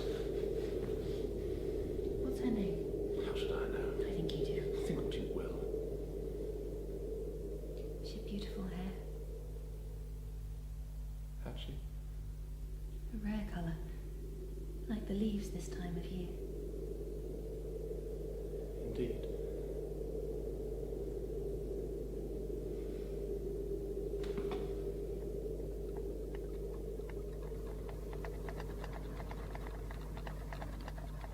Only £20 for Monday. £20? For what? Racing debts? No. Then what? Frank? You wrong me with your suspicious manner. Will you give it to me or not? Very well. I have about that sum on my bureau for household expenses. Thank you. Must you go away again? I must. There was a time when it would have taken a great deal to drag you away from me. Nevertheless, I must go in spite of sentiment. Sentiment? There are considerations before my consideration for you. Reparations to be made, ties you know nothing of. Ties? You can't mean that woman we just met. Don't be ridiculous. You just said... Hush! What ties? Tell me the truth, Frank. I am no fool. Bathsheba, do not be so fitful and jealous. You knew what married life would be like and should not have entered into it if you feared these contingencies. What contingencies?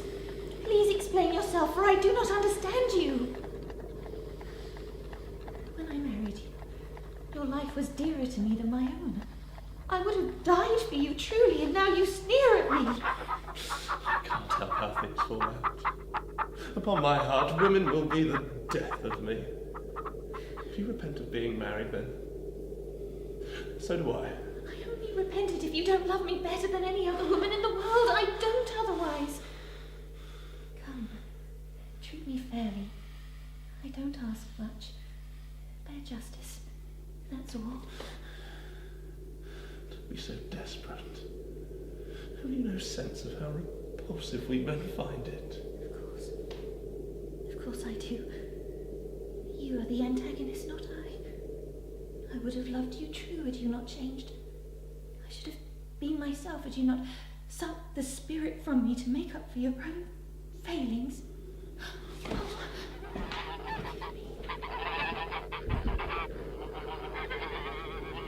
Weak. So weak.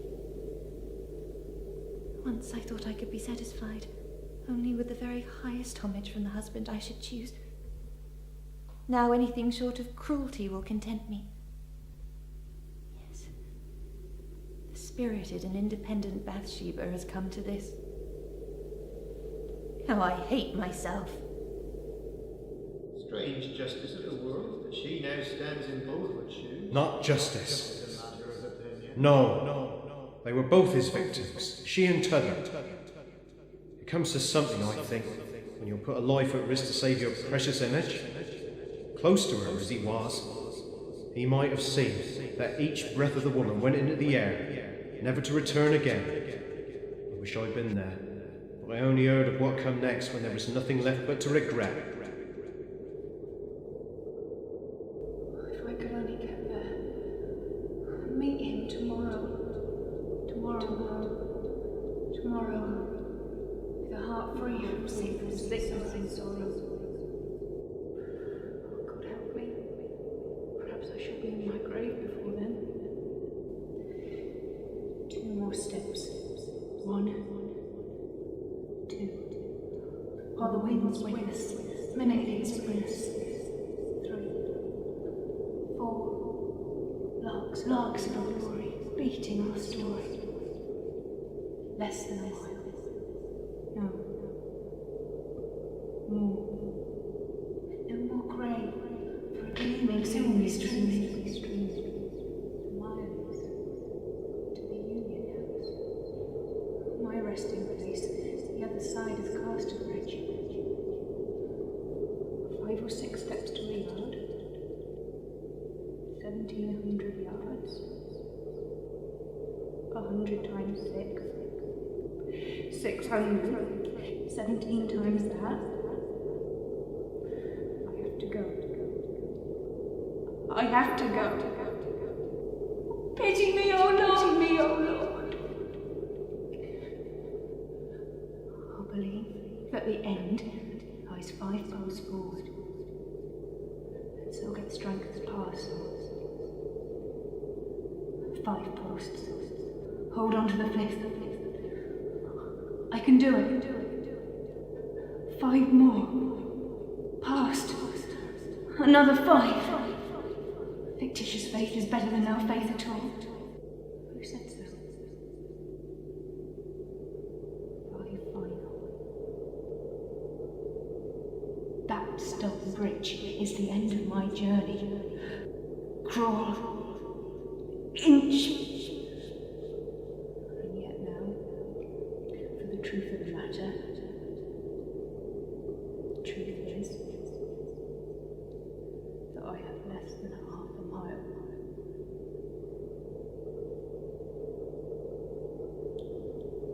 I can't. Half a mile.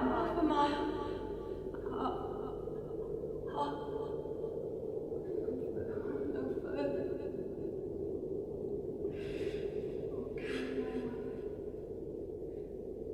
Married.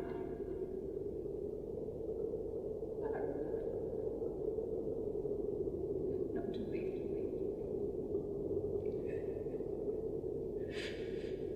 But we knew, didn't we? We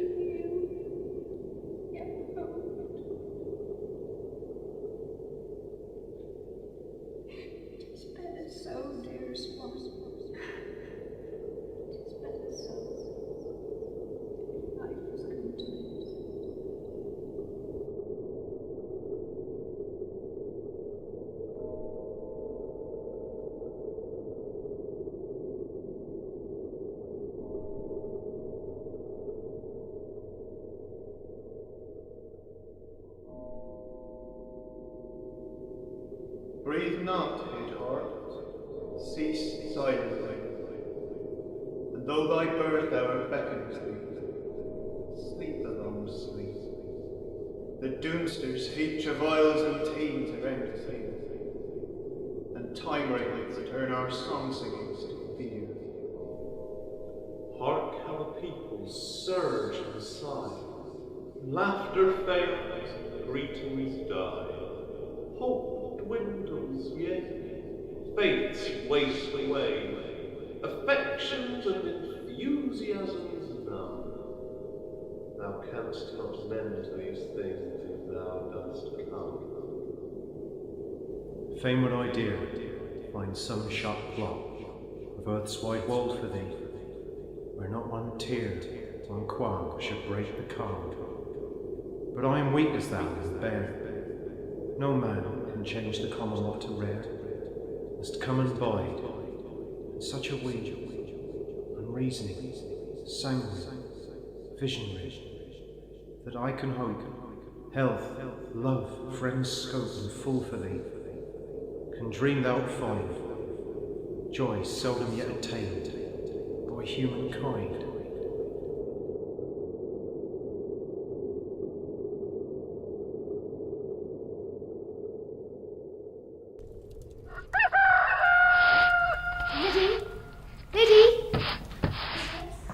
Has he gone? Master, aye, saddled and off before breakfast. Oh. I've just had news of Fanny Robin, miss. What is it? Well, to put it blunt, I'll not see her no more, use nor principle, miss. Why? She's dead in the Union. Fanny dead? Never. What from? I don't know. Shepherd Oak and Mr. Baldwood told me it was so, and I asked how, and Shepherd looked at me in his steady way and said, perhaps it doesn't much matter about how she came to die. He said that? Yes, miss, those exact words. So I asked how she came to be there. Yes. He said she'd only been there a day or two. She arrived early Sunday morning and died in the afternoon. Sunday? So I asked what she'd been doing lately, and Mr. Baldwood told of her having lived by seamstressing in Melchester, at the house of a very respectable widow woman, and that she walked there from, at the end of last week, passing near here Saturday night in the dusk. Saturday? Did she walk along our turnpike road? Why, I suppose she must have done. I wonder why Gabriel didn't bring the message to me himself. He usually makes a point of coming to me with most trifling matters. Perhaps he was busy, miss. Did anything seem upon his mind when he was speaking to you about this? Oh, I cannot but say that there did. He seemed terrible down. So did Farmer. And they wouldn't say how she came to die? No. She belongs by law to our parish, so Mr. Baldwood wanted to send a wagon to fetch her and bring her home to bury her. Indeed. I shall do it. Fanny was my uncle's servant, and I only knew her for a couple of days, but she belongs to me. Aye, Shepherd said you'd feel that way, so we've seen to it already. Did he? Yes, miss. No. Silly of me. Selfish. Do you know, I cannot recollect, what colour was Fanny's hair? Oh, it was light, miss. But she wore it rather short and packed away tight under a cap, so you'd hardly notice it. Oh, but I seed her let it down when she was going to bed, and it was beautiful then. Real golden auburn. Whose sweetheart did you say she was? I don't know, miss. Our young man was a soldier, was he not? Yes, in the same regiment as Mr. Troy. He says he knows him very well. How came he to say that? Oh, I just mentioned it to him one day and asked him if he knew Fanny's young man. And he said there wasn't a man in the regiment he liked better, and he was very close to him. He said that? I missed those exact words. He said there was a very similar likeness between himself and the young man, so that sometimes people often mistook them. Oh, miss, but you bain't well. Oh, you look all pale and faintly like a lily. No, I'm perfectly well. Tell Gabriel to come to me when she... What's happened, miss? Has something hurt you? No, Mitty, no. Go on and do as I told you. Stop. Oh no. Go on.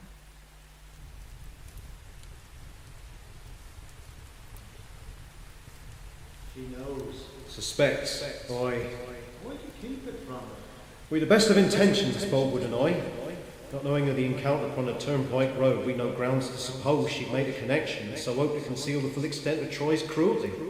But what good was there in knowing what she could not change? We brought the poor girl to the house.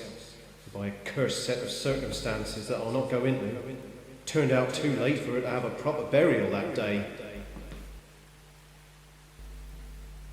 Have the men bring her into the parlour, Gabriel. Are you sure, mistress? Of course. Gabriel, Yes, mistress? may I ask if you've heard anything strange said of Fanny? Anything I might need to? Never mind.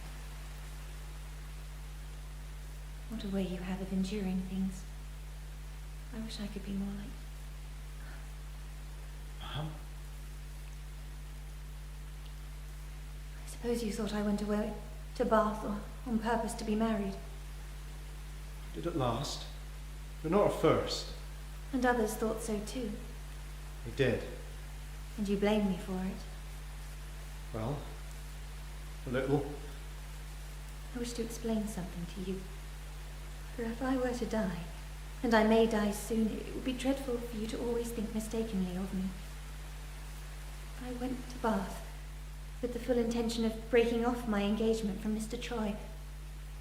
It was owing to circumstances which occurred after I got there that we were married. Now do you see the matter in a new light? We do. Somewhat. I was alone, in a strange city. I saw too late that scandal might seize hold of me for going to him in that way, but I'd been in such a rush. I was on the point of leaving when he suddenly said that he had seen a woman more beautiful than I, and that his constancy could not be counted upon unless I at once became his. I was grieved and troubled, and so, between jealousy and distraction, I married him. He was not to blame, for it was quite true about his seeing someone else. Why? Please don't say anything. Very well, ma'am. No, you'd better go. Thank you 1,000 times for your devotion, Gabriel. I know you have always done your very best for me.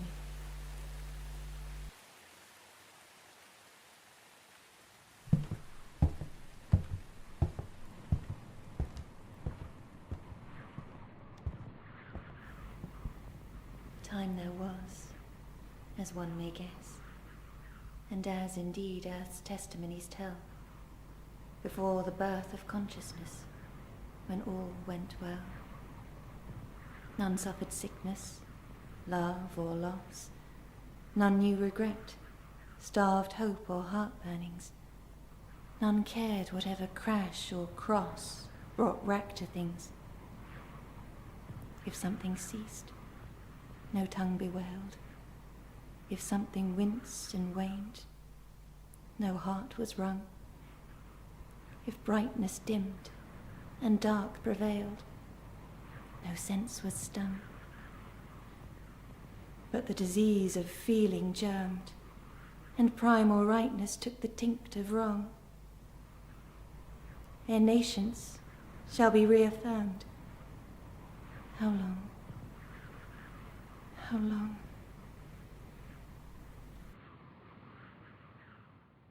Oh, would to God you could speak and tell me your secret. I hope it is not true that there are two of you. If I could only look inside for one little minute, I should know all. And I shall.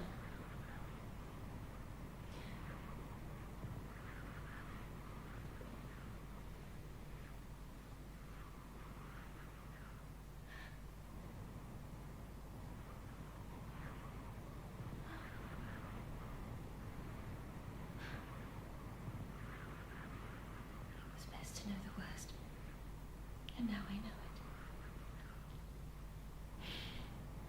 it. Well, what?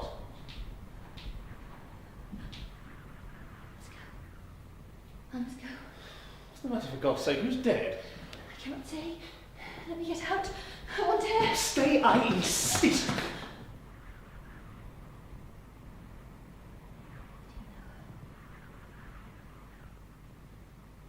I do.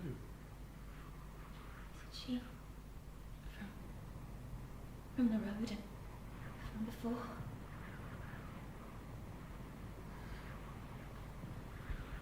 It is.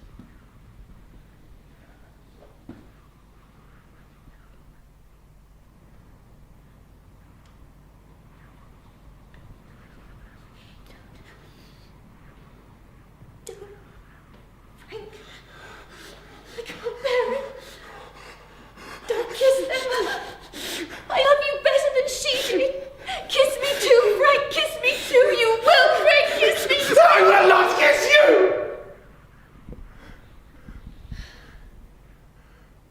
What do you have to say as your reason?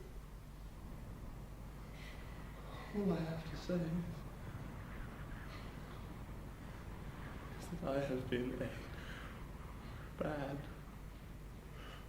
black-hearted man. And that this woman is your victim. And I no less than she. Do not torment me, madam. If Satan had not tempted me with that face of yours, I should have married her. This woman is more to me than you ever were, or are, or ever can be. To God, I have married her. But it is too late. Never mind, my dear. Never mind. In the eyes of heaven, you are my very wife. If she's that, what am I?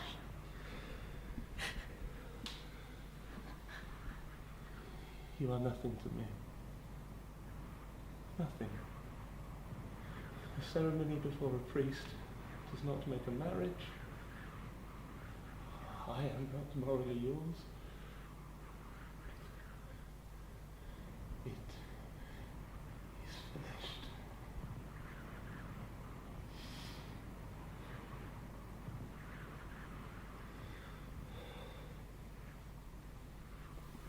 I think he truly believed it so.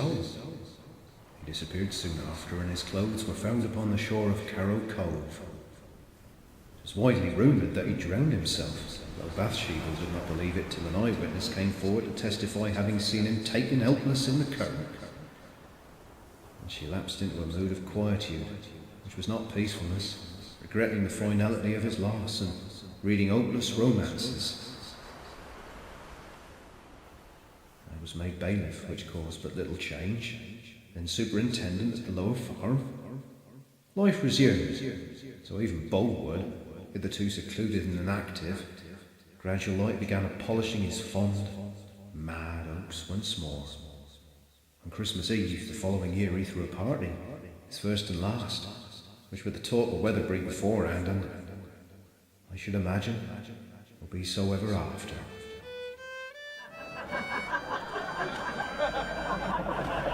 Don't go away, Lydia. I'm foolishly anxious. That's all right. I wish I had not been obliged to go to this dance. Oh, there's no escaping now. Well then, I wish I had never seen Weatherbury. It's wicked of you to wish to be worse off than you are. No, Liddy. I've never been free from trouble since I came here, and I fear this party will only bring me more. Perhaps you should stop wearing black. If I were to wear any light colours, people would say things about me, and I should seem to be rejoicing when I am solemn all the time. Oh, you care too much what others think. I know. That's all I'll stay. 1 hour. It's long enough. Oh! Oh, come out with me. Oh, it's freezing. Just for a moment, please. Make yourself merry. I am determined that neither expense nor trouble shall be spared. My world is brightening. I'm glad to see such a change in thee from what it used to be. Oh, thank you, Oak. You've a good heart. Yes, I must own, I am cheerful tonight. So much so that I almost feel sad again at the thought of it all passing away. Oh, but that's absurd. Lydia! I am glad to see you. Mrs. Troy is here, yes? Is she well? Quite well. Quite well. Mrs. Troy places much confidence in the girl, and very wisely, perhaps. If she were to consider marrying again, I expect Lydia should bide with her. She alluded to the possibility. Well, once. Well, she said, though not seriously, that she might consider marrying again after 7 years. If she cared to risk Mr. Troy's coming to claim her. Of course, she might marry again at once, in any reasonable person's opinion, whatever the lawyers may say. Indeed. Does a woman keep her promise, Gabriel? Or rather, her implied promise. I won't answer for her implying. Nearly 15 months have passed since you vanished. 5 years, 9 months, a few days make up the 7. And is there anything so remarkable in an engagement of barely more than 5 years? Seems long in forward view. I've pressed her on the subject, and she inclines to be kind to me. I won't build too much upon such hopes, sir. Remember, you've been once deceived. Her meaning may be good, but there, she's young yet. Deceived? Never. She did not promise me that first time, therefore she did not break her promise.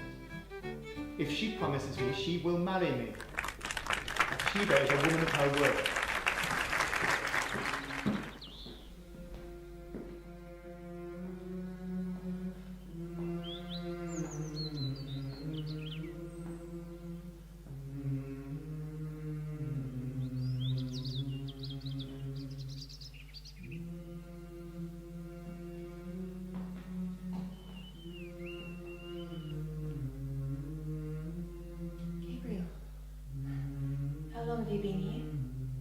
Moments only, ma'am. I am one of the bass singers. Mr. Bolger asked. I've sung bass for several months. Indeed. I didn't know. Don't let me drive you away. Oh no, you don't drive me away. What's the time? 9. 9. Only that. I've been speaking to Mr. Boldwood. Oh. Did he tell you what he hopes for me? He did. I believe that if I don't give him my word, he'll go out of his mind. Really? Do ye? I do. And heaven knows I say it in a spirit the very opposite of vanity, for I am grieved and troubled to my soul. I believe that I hold that man's future in my hand, and I tremble at my responsibility. I know this much, ma'am, that his life is a blank when he isn't hoping for it. I can't suppose that. I hope that nothing so dreadful hangs on it as you fancy. But seeing as the case is so sad and odd-like, why not give him the conditional promise? I think I would. But is it right? Do you love him at all? Gabriel, love has got to be a bygone, worn-out, miserable, sorry thing for me, for him or anyone else. But I cannot get it off my conscience that I once seriously injured him. I think you blame yourself too much. No. If I had never played a trick upon him, he would never have wanted to marry me. I've been a rake. And when a rake gambles away his expectations, the fact that it is an inconvenient debt does not make him any the less liable. If only I could pay him some heavy sum of money in damages and so get the sin off my soul that way. It seems that much depends on where you think, as other people do, that your husband is dead. Yes. I have long ceased to doubt it. I know well what would have brought him home by now if he had lived. Well then, in a religious sense, you're free to think of marrying again. I wish I could have continued as I have been these last 14 months, with no hopes and no fears and no pleasures and no grief. That ain't no way to live, ma'am. Gabriel, do you remember what we spoke of before? Oh, there you are. Well, Liddy told me you'd been out alone this half hour, and I did not believe her. I was tired, Mr. Baldwood. I thought a little fresh air might help, but... Good night. What? We're not going? Why, we've hardly begun. Oh, excuse me, I should like to go home now. Tell Liddy to come when she chooses. Oh, would you? Bathsheba, you know what I want to say. You owe me a promise. Do you give it? You owe me. Feel that I do. Yes. Yes. If you demand it. Mr. Baldwood, I'm a changed woman, an unhappy woman. You are still a very beautiful woman. Say the words, dear one, and the subject shall be dismissed. Bathsheba. I want to be just to you. Promise. If I say in 5 or 6 years you'll not press me for anything more. I swear it. I promise. Promise yourself to me. Very well. I'll marry you 6 years from this day. And you'll take this as a token from me. Mr. Baldwood, I cannot wear a ring. It simply means a pledge. Don't Come insist. now. Please don't. We are not engaged in the usual sense.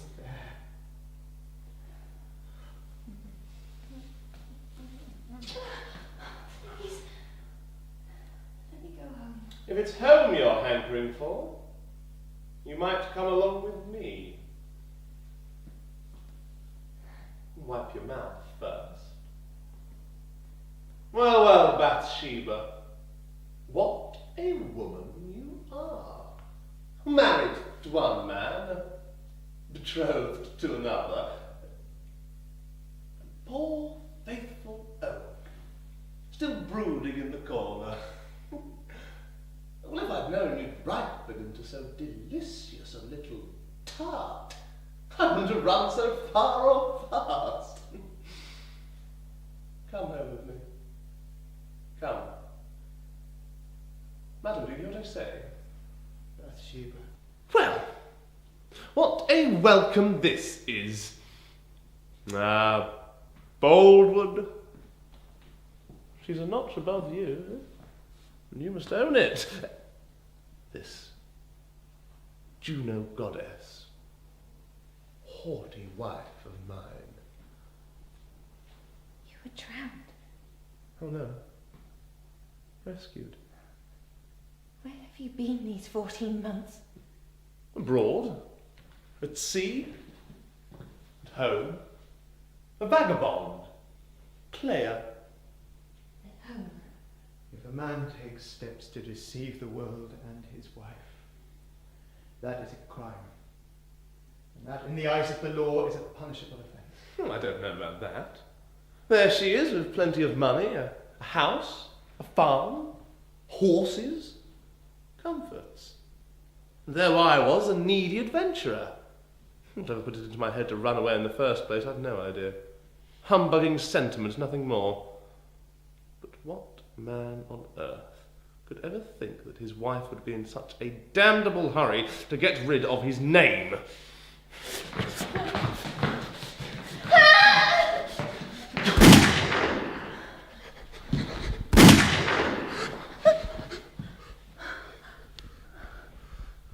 Heaven's persistent irony.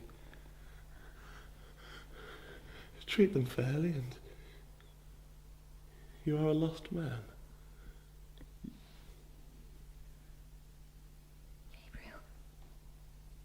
Gabriel Oak. Ride to Casterbridge instantly for a surgeon. It is useless. I know it is too late, but go. Mr. Baldwood has shot my husband. And now how it will come about, judge how you may, yet considering in judgment how you shows your nature, whether it be fair or envious, harsh or kind, know thyself afore thou speaks. That's my motto. Now. Some months later, I had the final proof my star was on the rise when she turned up at my doorstep on her own. Gabriel, you'll think it's strange that I've come, but Oh, no, not at all. I heard... I've been uneasy in the belief that I might have offended you. I heard that you were going away, perhaps on my account. It grieved me very much. Offended me? As if you could do that, Bathsheba. Well, then what are you going away for else? Why? Well, not exactly emigrating. I've arranged for little Weatherbury Farm, and shall have it in my hands at Lady Day. You know I've had a small share in it, since poor Mr. Boldwood. Still, that should not prevent my dealing with your affairs. Excepting... What? I cannot tell you. Why? You've played the part of mentor to me many times in the past. I don't see why you should hesitate to do so now. Some people are saying that I'm sniffing around with the hope of getting me someday. Getting me? What does that mean? Marrying me in plain English. Marrying me? You asked me to tell. I didn't think that was what you meant. Such a thing is too absurd, too soon to think of by far. Yes, of course. Too absurd. Too soon were the words I used. I beg your pardon for correcting you. You said too absurd, and so do I. I beg your pardon too, but too soon was what I said. But it doesn't matter. Not at all. Not one bit. I only meant too soon. Indeed I did, Mr. Oaken. You must believe me. Well, that's the last thing that I desire. Surely that would be plain by now. Surely you be the last person in the world I think of marrying. Indeed.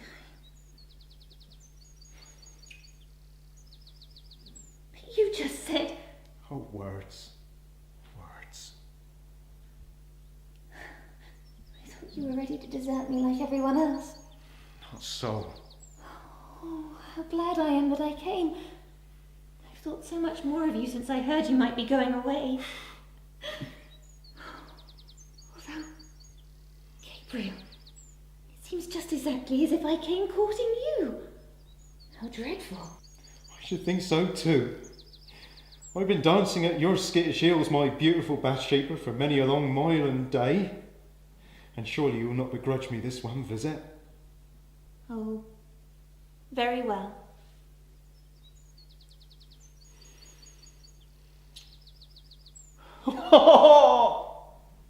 And at home, by the fire, whenever you look up, there I shall be.